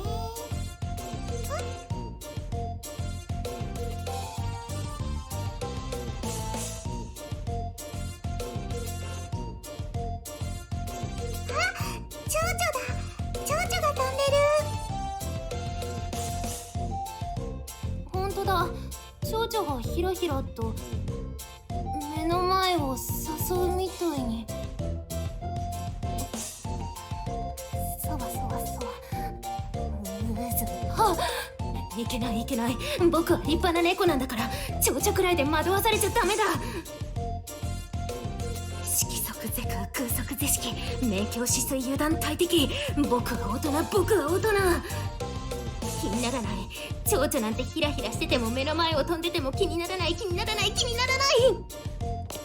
私のこの手が真っ赤に燃える。蝶々を落とせと轟き下げる。ワークのやつ、あずきフィンカー。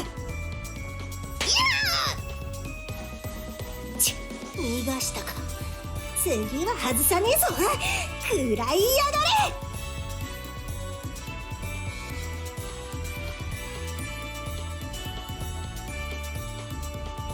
金と遊びだけが友達だ。にゃーんパ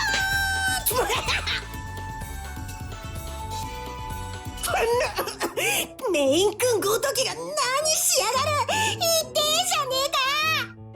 僕のセリフだこのマンチカン。なんでいきなりあんな助走つけて猫パンチするんだよ。てめえがそこに突っ立ってんのが悪いんだろうが。でけえ図体と一緒に猫の誇りまでなくしちまったのか。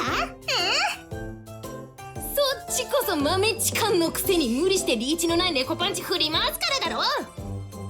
てか僕がいるんだから避ければいいじゃんか。なんでそのまま突っ込んでくるんだよ。うるせえ。やんのかてめえ。蝶々の前にてめえからぶっ潰すぞ。大家晚上好，大家。いいよ、たまにはお灸据えてあげる。ごめんなさいって言うまで関節締め上げるからね。おお、目にも止まらぬあずきちゃんのフットワーク。残像が見えるよ。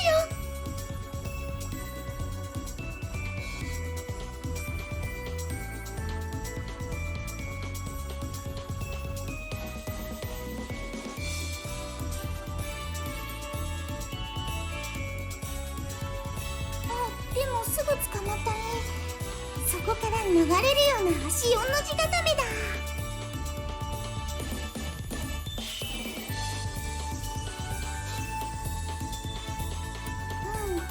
なっちゃんは相手が悪いよね。まああずちゃんが明らかに悪いし仕方ないかな。も本当にあの2匹は喧嘩ばっかして飽きないわね。元気なのはいいこと。元気があれば何でもできるって聞いたし。にゃー、洗濯物を干すことをだしに兄様のお布団にくるまれるのは極楽極楽ですにゃー。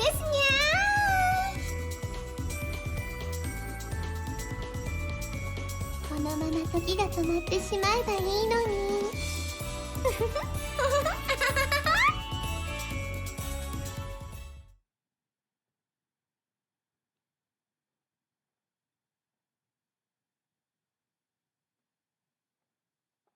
午後1時、昼食。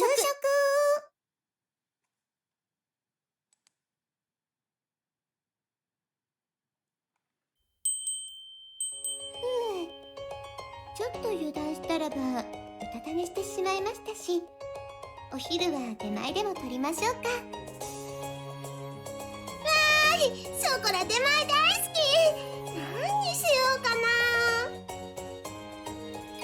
はい、メニュー。じゃあショコラはカうどんでお願いします。力うどんね。ショコラは漢字読めないんだから無理しなくてもいいのに。いやー、勉強しなきゃとは思ってるんやけどね。じゃあ私は鍋焼きうどんぬるめで。私はうな重だな。うな重、うなぎ最高。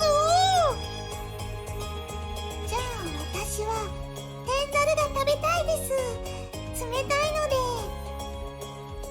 私はじゃあカツ丼でお願いします。あら、ココナッツはそれだけでいいの？遠慮しないでいいんですよ。じゃあ天ざるもいいですか？それだけでいいの？ごめんなさい、力うどんも食べたいです。ココナッツはほんとよく食べるわね。何の猫じゃ入らないレベルだね。うわー、筋肉が多いから基礎代謝が多いだけなの。別に泣くことないですよ、ココナッツ。よしよし。一緒に全部大盛りでお願いします。さすがはココちゃん、抜け目ない。それでもスタイル抜群だし羨ましいよね。胸は私の方が大きいけど。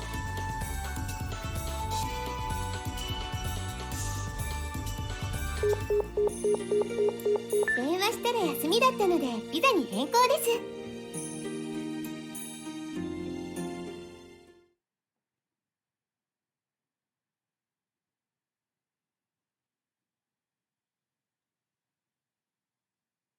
午後2時、お出かけ。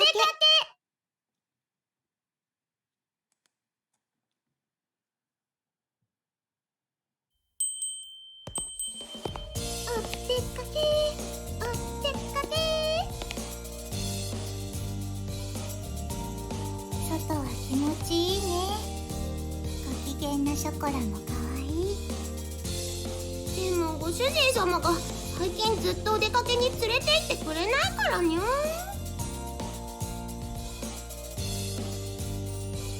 ねえ、妹の私も全然構ってくれないなんて困った兄様です。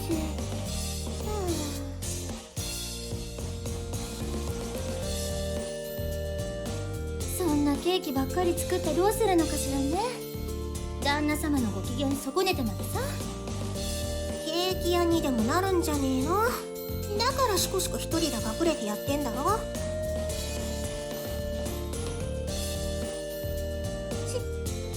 シコシコ一人プレイニャンってそにゃん。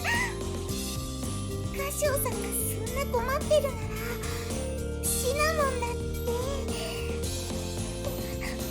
おかずになるくらいならいいのに。シナモン、お外では控えて。そうですよ。それに仮に体を張るならば、それは妹である私のお役目ですから。しぐれ様もお外ですので。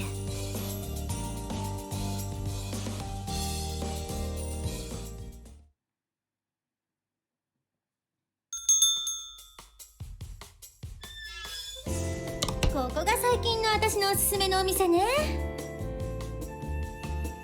この時間はケーキセットがおすすめだから人数分でいいわね。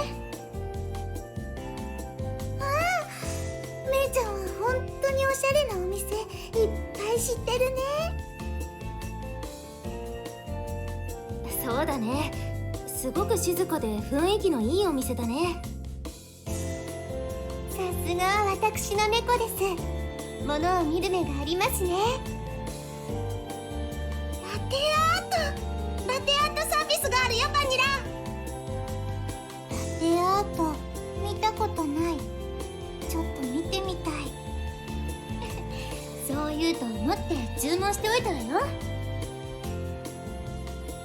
とそんなこと言ってる間に来たわね。ほらどうぞ。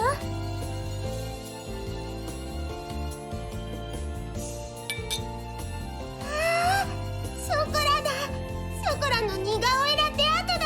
すごい。こっちは私。すごい、これは芸術。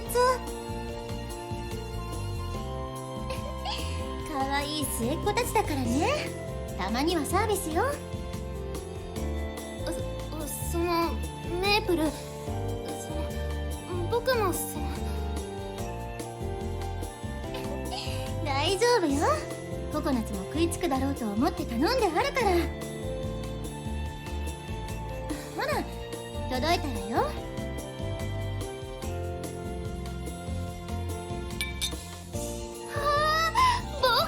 僕がいる。メープル優しい。ありがとう、嬉しい。そんなにはしゃいじゃって。ココナッツもまだまだ子供ね。タカビーのアメリカンカールにもいいとこあんじゃねえか。あら、メイプルは優しいですよ。私もメイちゃんが優しいの知ってるけどね。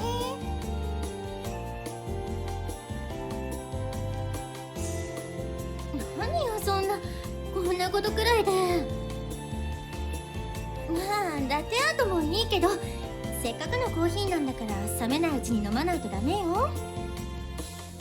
ここはコーヒーも美味しいんだからちゃんと味わってね。はーい、いただきます。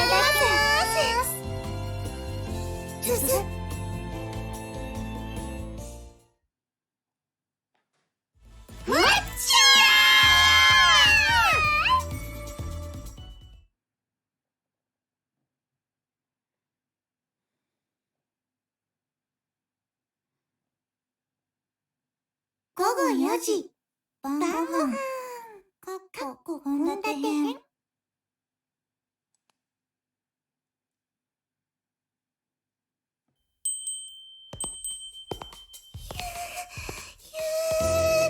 お口の中が痛いよ。まだ舌がヒリヒリする。氷もらってきたから口の中でペロペロするといいよ。はい。レロレロレロレロレロレロレロレロレロ。最高に危ない集団ね。バカ、いいんじゃねえって。仲間だと思われんだろうが。ダメ、そんな舌遣いを3人でしちゃダメ。こっちもダメだわ。シナモン、お外ですからね。はい、大丈夫、分かってますから。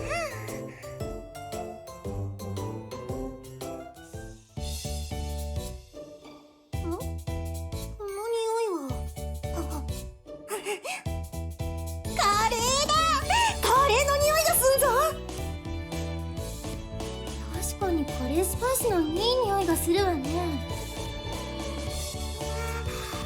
すごく性欲をじゃない、食欲をそそられる匂いです。シナモン、2度目ですよ。ごめんなさい。言われたことすぐにわからない猫でごめんなさい。いやー、でもカレーってなんでこんな美味しそうな匂いがするんだろう。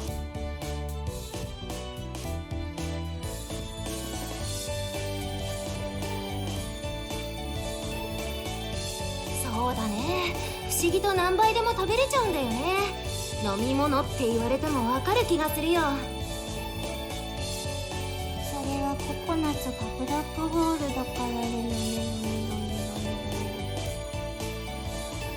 じゃあ今晩はみんなでカレーを作りましょうか。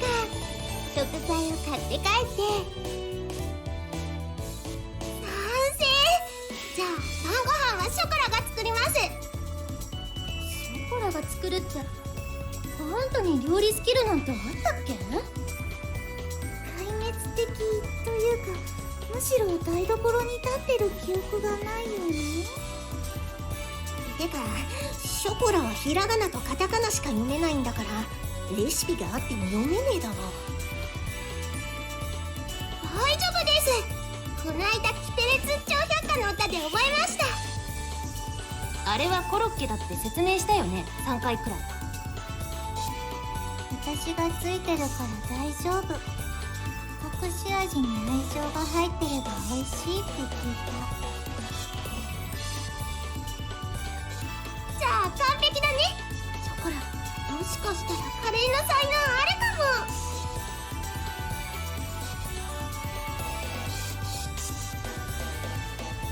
はいはい、みんなで作りましょうね。みんなで。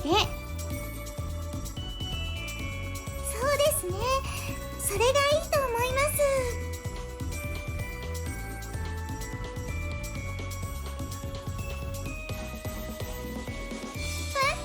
大丈夫だよ。ショコラ頑張るから。朝食に引き続き面倒だけど、たまにのことだし仕方ないわね。まあ晩飯抜きはきついからな。ごめんよショコラ、ご飯だけは譲れないんだ。な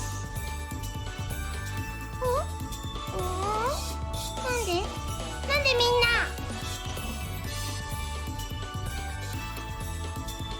ショコラ、今度漢字一緒に勉強しようね。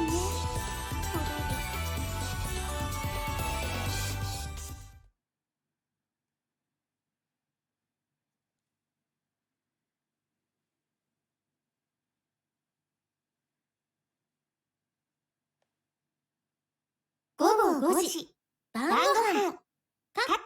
カレー制作編。ん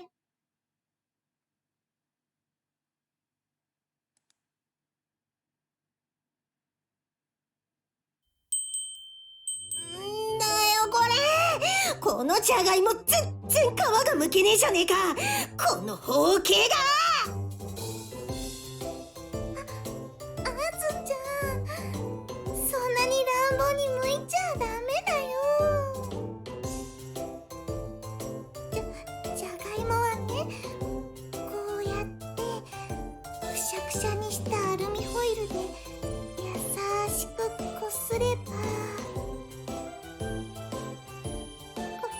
こすってしごけば、ほら白いのが出てきて、にゃー。シナモン、それ食べ物だからそういうのやめてくれる？本当にもう、シナモンはいつもそんなことばっかり言うんだから。なにどういうこと？何がどうしたの？ショコラにはまだ早かったね。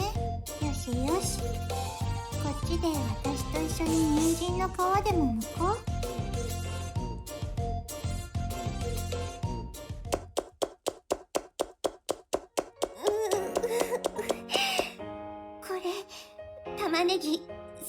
しみて、前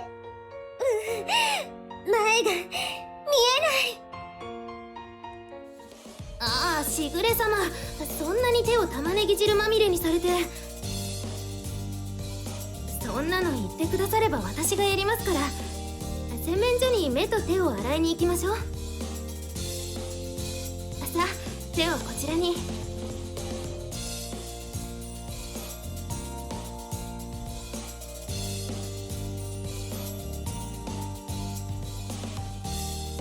ごめんなさいね、ココナツ。じゃあお言葉に甘えて手を。いやー、玉ねぎ汁が直接目にしみる。うわごめんね、ココナツ。わざとじゃなくて前が見えなかったのです。大丈夫？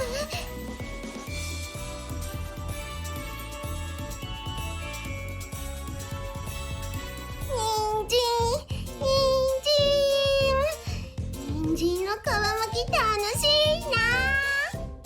ショコラはマイペースね。そんなショコラ愛してる。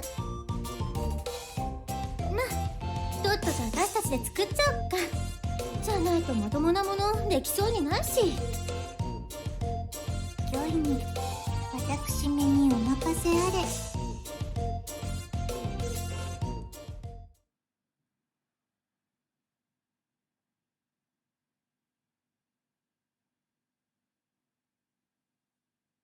午後6時、歌唱歌唱さんに帰宅。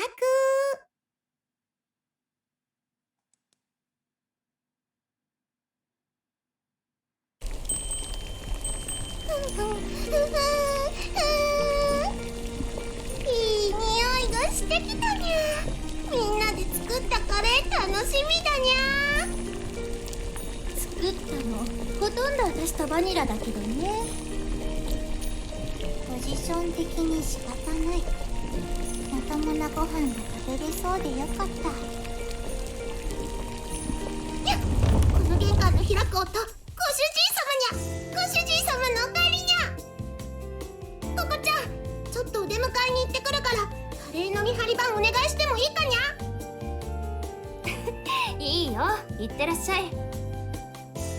そんなに尻尾ピーンと立てて、本当にショコラは歌唱様が大好きで仕方ないんだね。ショコラはご主人様が大好きなのです。それではご主人様のお出迎え行ってきますにゃ。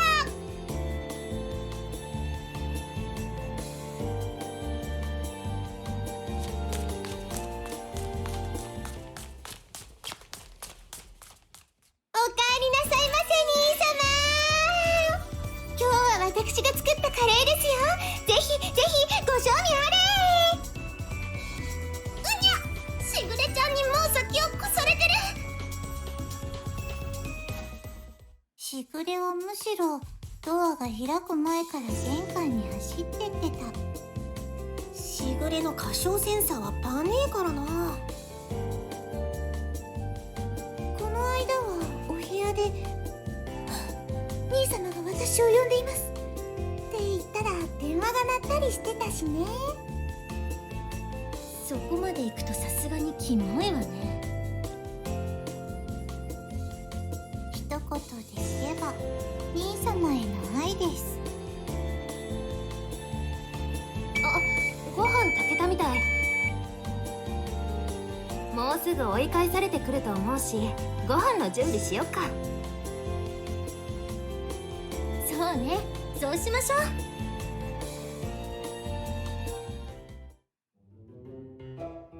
ああ、兄様、そんな釣れない。晩ご飯ご一緒に。あわよくばお背中もお流しいたしますわ。ショコラも一緒にお風呂入ります。ご主人様はショコラの背中洗ってください。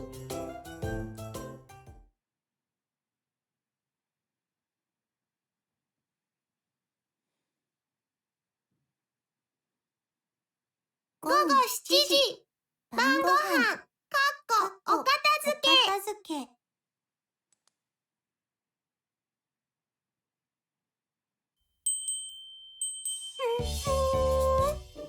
主治医様がカレー褒めてくれました。よかったね。ショコラが嬉しいと私も嬉しい。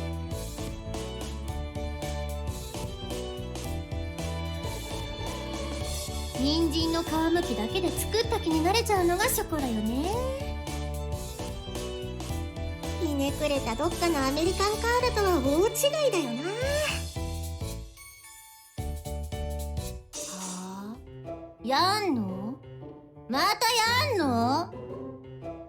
あ、やんのかやんのか。デザートにしちまうぞ。でも歌唱さんも最近とっても忙しそうですね。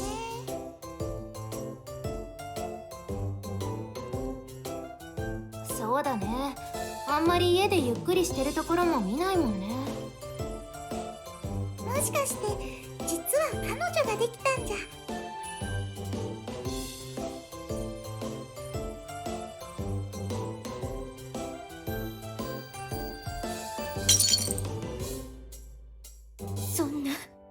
そんなバカな。しぐれ様、大丈夫ですか？お怪我は。兄さんに恋人なんて。我が家の猫たちならまだしも、他の女に兄様が。そんな。おいおい、しぐれ大丈夫か？顔がマリンブルーになってんだけど。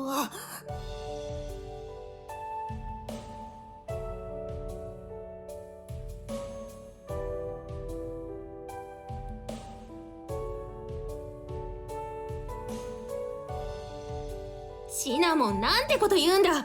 そんなめったなことしぐれ様の前で口にしたらダメじゃないか。ごめんなさい。つい思ったことが口に出ちゃって。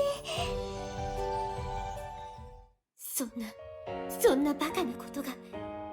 周りには私のようなけなげな妹と英才教育を施した最高の猫たちがいるのに。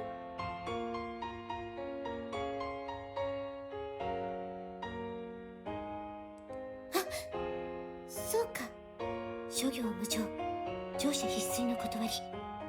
恋人がいるなら破局だってあり得ること。血のつながった妹は未来永劫でも、恋人にはいずれ別れは来るもの。それが多少早まるくらいあり得る、十分にあり得ることです。手段など選ばなければ。そうです。相手方に偶然私の写メでも送りつけてしまえば。普通に妹の写メで終わりじゃない？メープルは誰の味方ですか？今度買ってあげるって言った最新 iPhone はなしです。いやー、応募なんて理不尽なの。じゃあシナモンの自慢の巨乳でも送ればいいじゃない。そっちの方が効果的でしょ。そんにゃー、私の恥ずかしい画像がネットの海を永遠に漂流するのはやりすぎです。だったらアズちゃんの方が見た目的に犯罪臭がして効果的だと思うのですよ。犯罪臭ってなんだてめえ。私はお前より年上だぞ、このおっぱいキャットが。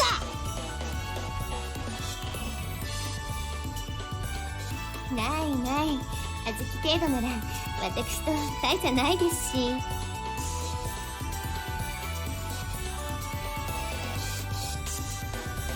てめえ、普段そんなこと言わねえくせに実は裏でそんなこと思って嫌がったのか。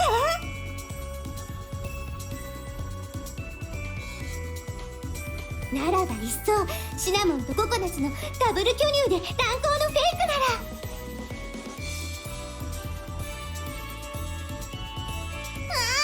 僕無関係なのにひどいですしぐれ様。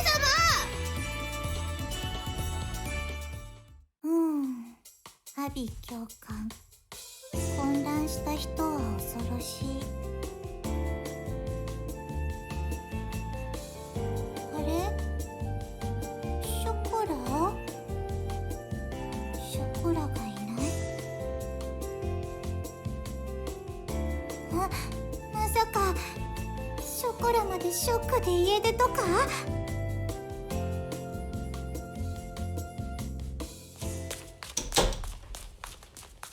主人様、彼女とかいないですって。はーい、よかった。私が右往左往している間に現に恐ろしきパンドラの箱をこうも簡単に開けに行くとは。ショコラ、恐ろしい子。さ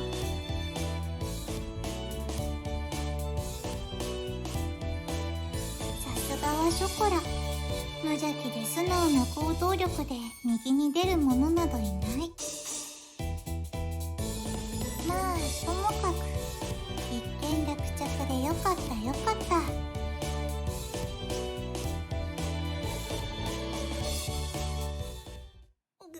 しぐれの野郎、本音はあれか。飼い主でも油断ならねえ。いくら M でも限度があるよ。愛のないサディスティックは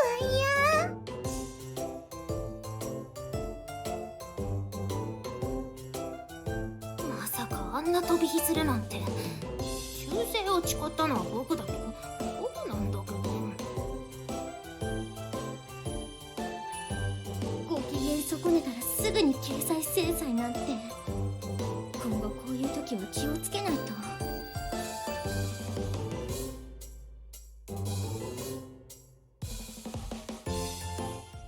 おお、猫たちに深いトラウマが。どうしたのこのクッキー。トラと馬がどうしたの？ショコラは素敵だね。いつまでもそのままでいよう。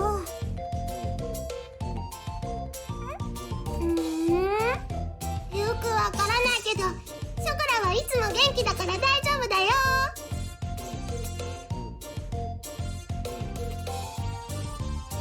そうだね、大丈夫大丈夫。さあ、片付けしちゃおう。みんなそのうち元に戻るし。はーい、お手伝いしまーす。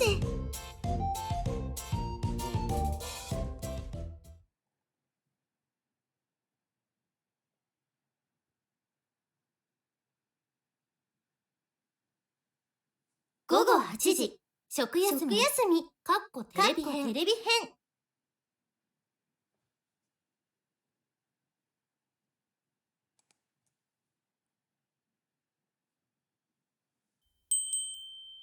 バニラテレビ見て。ゾウさんだ。ゾウさんがいるよ。でかい、超でかい。鼻長い。ワオー。パオーンだね。それに目がとっても優しい。でも全体的にシワシワでポツポツ。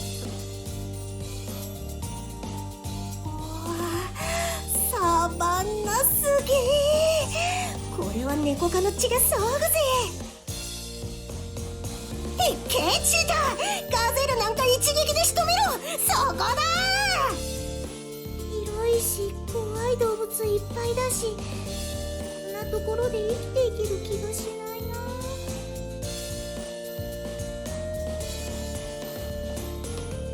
私は水無月家の家猫でよかった。でも僕もこんなところで思いっきり体を動かしてみたいな。気持ちいいんだろうな。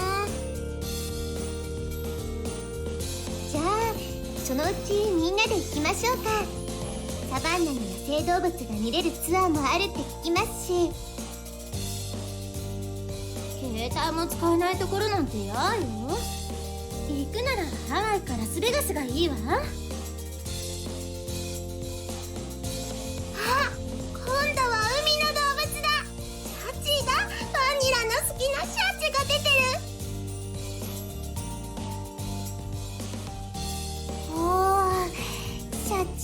マジでかっこいい。クジラ出ないかな。白長スクジラ。猫背で一回くらい生で見てみたい。お、魚だ。次は魚と特集か。ク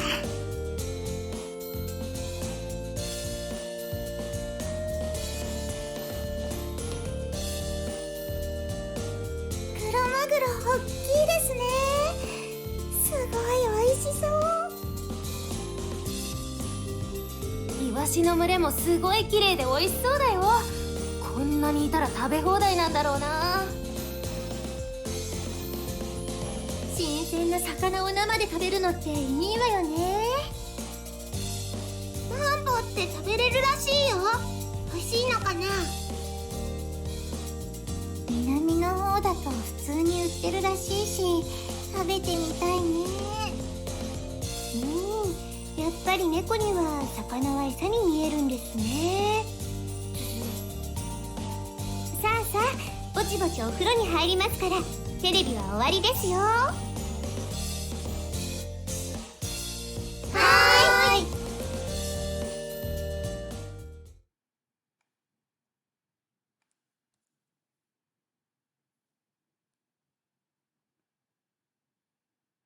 午後8時30分。お風呂。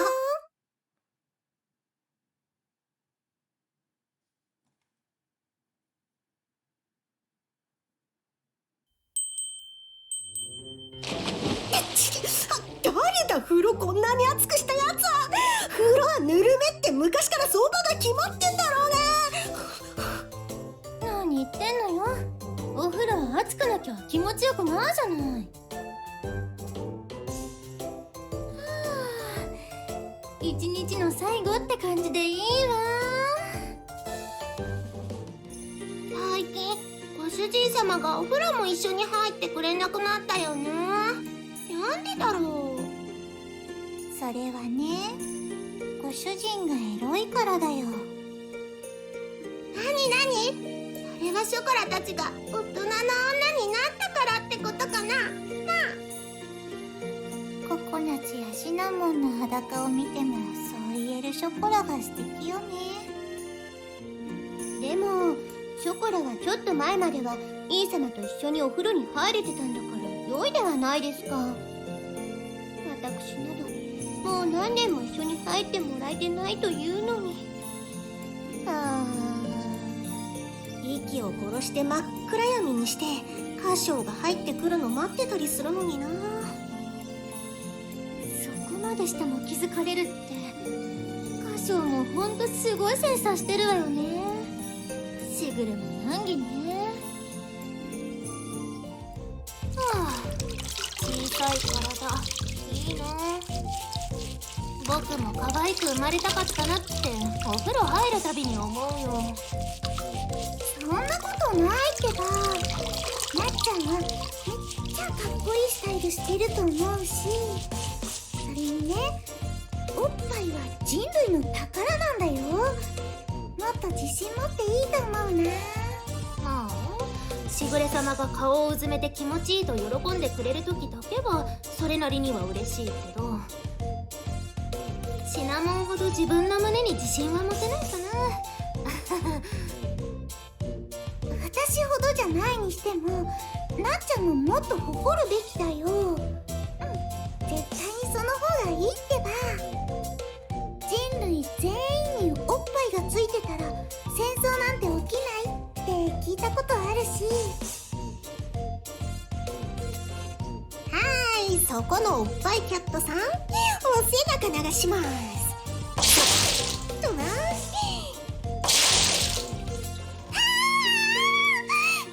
冷たい水攻めはダメ。じゃあもう一杯追加してやっからな。ほれ、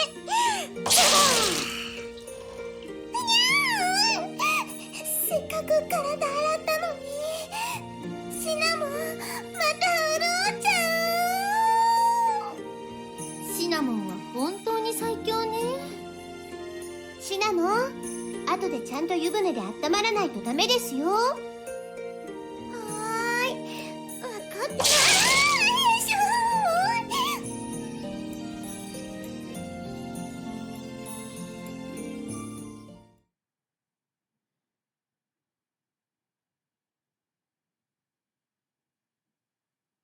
午後9時30分湯上がり。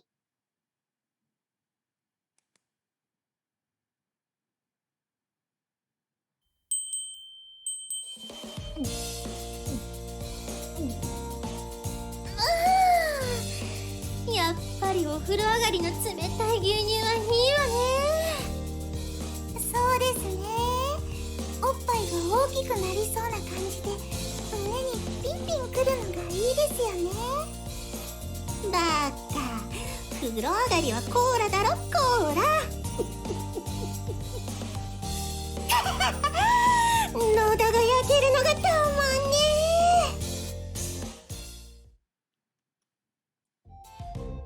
え。しぐれちゃん、この蛍光灯から伸びてる紐って何？昨日はなかった不思議紐。ああ、それは引っ張ると電気が消えるスイッチなのですよ。急に入り口のスイッチが壊れてしまったので、取り急ぎココナツにさっきつけてもらったのです。へえ、これで電気が消えるんだ。文明ってすごいね。むしろ昔がこういうシステムだったようですけどね。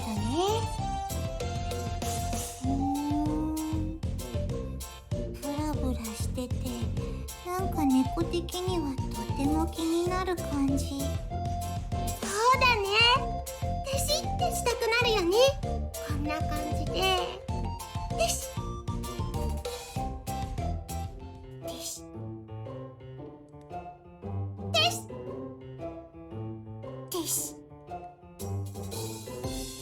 テシテシテシテシテシテシテシテシテシテシ。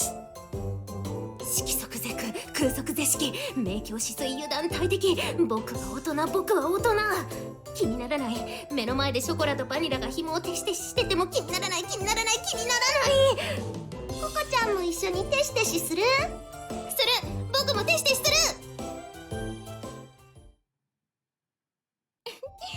あんなことに夢中になれるなんて。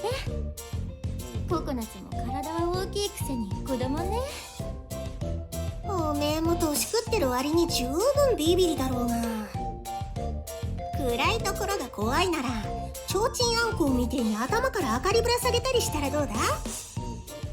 ああ、でもそうしたらトイレのドア開けてる時にその提灯が見えてうぜえな。殺す。あんただけは今晩中に殺すわ。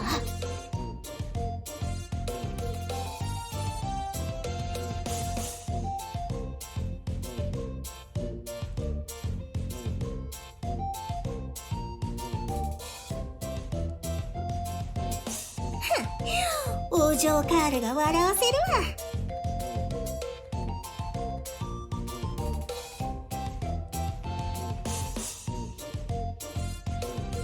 もうお風呂も入ったんだからやめよ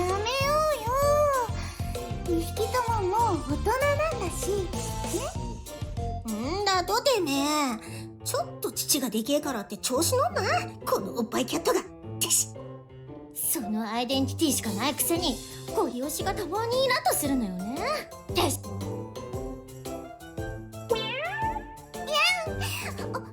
ぱいテシテシしちゃダメですよ。テシテシ、これマジで揺れるんだな。テシテシ、マグニチュード8はあるぞ。テシテシテシ。こんなのつけててよく生きてられるわね。テシテシ。ものすごい邪魔そうなんだけど。テシテシテシ。私ってばこんなオチばかり。ダメ。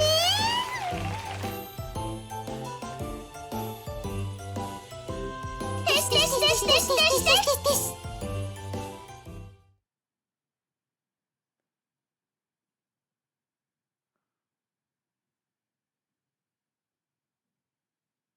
午後10時、就寝。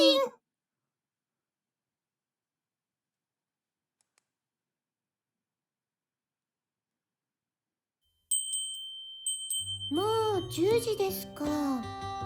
ショコラにバニラ？はい。他の猫たちも自分の部屋に戻りましたし、そろそろあなた方も自分の部屋に戻って寝なさい。もうちょっとここにいちゃダメ？別にダメということはないですが、どうかしたのですか？どうかしたってわけじゃにゃいんだけど、最近ご主人が構ってくれなくて寂しいんだって。いやー、そんなご無体な言い方そうなんですか、そこら。いやー、だってご主人様ったらこんな時間になってもずっとキッチンでケーキ作ってるし、確かに最近は遊んでくれないどころか釣れないことが多いよね。兄様には兄様のお考えもあるのでしょう。家族である私たちが理解してあげないでどうするのですか？それは分かってるつもりにゃんだけど、どうにもショコラは納得がいかないようで同じ兄様が好きな身として気持ちはよくわかりますけどね。いいですよ。じゃあ今日はここで一緒に寝ましょうか。おー、しぐれ太っ腹なら私もここで寝る。ええ、もちろんです。ベッドの広さは十分にありますから。はーい、やったしぐれちゃん大好き。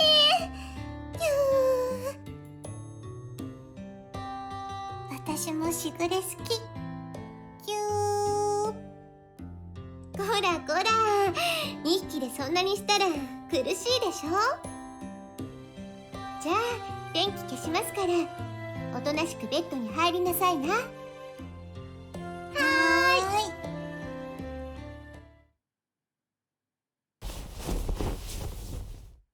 い。ねえ、眠くなるまでご主人様の小さい時のお話聞かせてほしいな。初めからそれが目的だったのでしょう。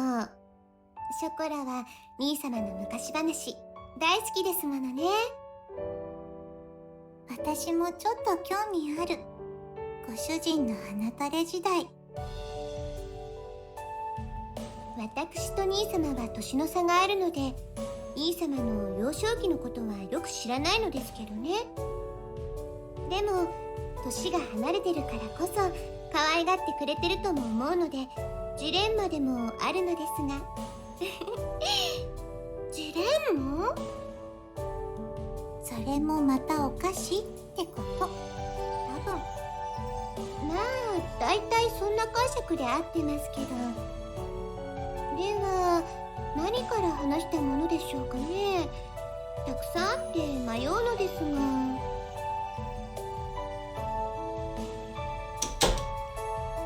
あ、やっぱりしぐれ様の部屋にいた。ショコラとバニラの話し声がしないから変だと思ったんだ。ね、やっぱりしぐれちゃんのお部屋にいたでしょ。絶対にここだと思ったんだよね。ココちゃん、シナモンちゃんも。なんでメイプルまで来てんだよ。一人で寝んのが怖くなったんか。そんなわけないでしょ。みんなが来てるっぽかったからなんとなくよ、なんとなく。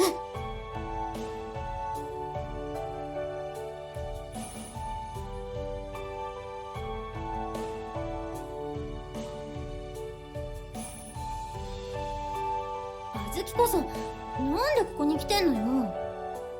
私はなんか楽しそうな匂いがしたからだよ。ま、おめえと同じだな。あずき、メイプルも。あらあら、みんなまた戻ってきてしまいましたね。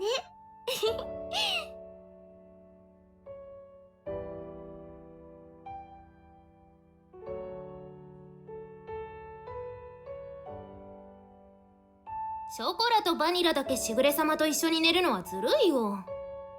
そうだよ、抜けがけずるい。私もしぐれちゃんと一緒に寝たいのに。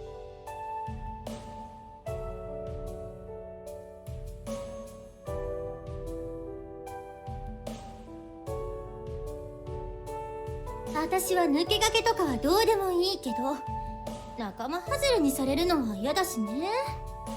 楽しそうなことしてんなら私も混ぜろよな。じゃあたまにはみんなで一緒に寝ましょうか。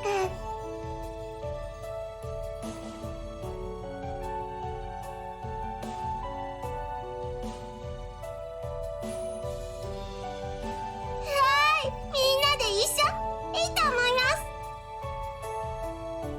みんなで一緒はいいね。楽しそうでワクワク。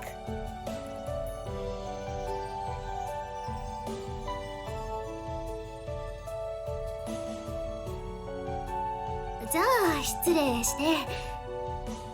私も失礼して。あ、ショコラちゃん、もうちょっとそっち詰めてくれる？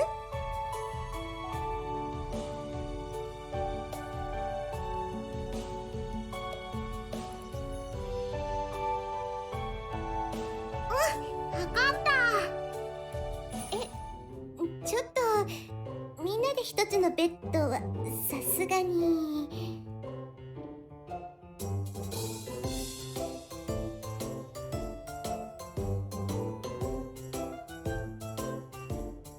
あずき、もうちょっとそっち詰めてよ。ベッドに入れないじゃない。そんなこと言ったって、こっちも限界だって。バニラもっとそっち行けよ。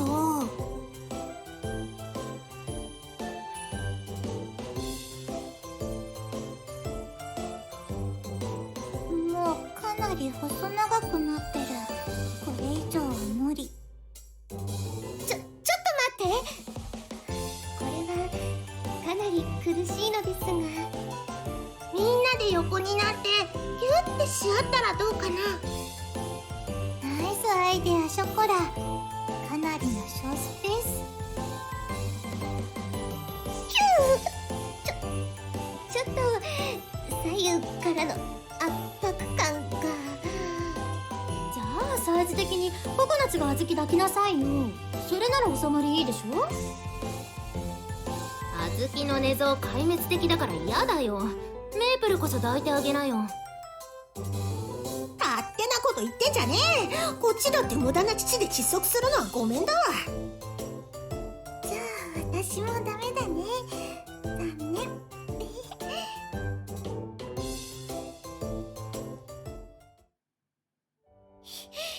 一つのベッドに7人とか狭い。寝れるわけないでしょうが。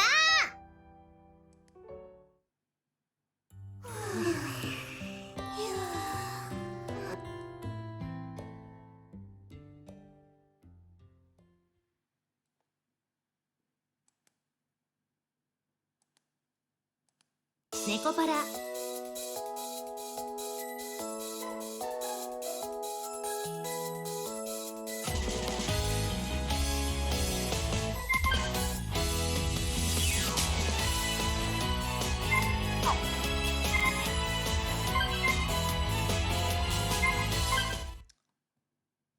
耶！那今天这边所有的实况就到这边结束啦。很感谢大家的收看，感谢佳佳，感谢柠檬汁，感谢 Carbon， 感谢手残，感谢 Violet， 然后感谢新观众 Jamonica， 谢谢 Jamonica 的追随。然后我看一下我要揪团。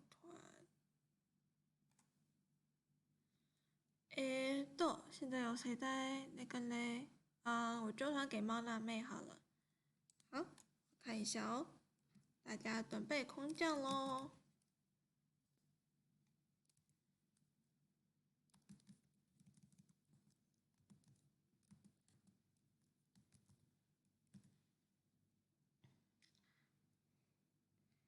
一起等待出团吧。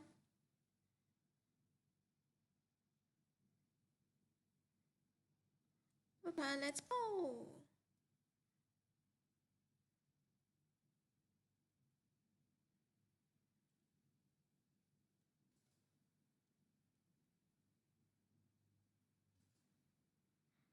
那感谢大家本次收看咯，我们明天再见，大家再见，拜拜。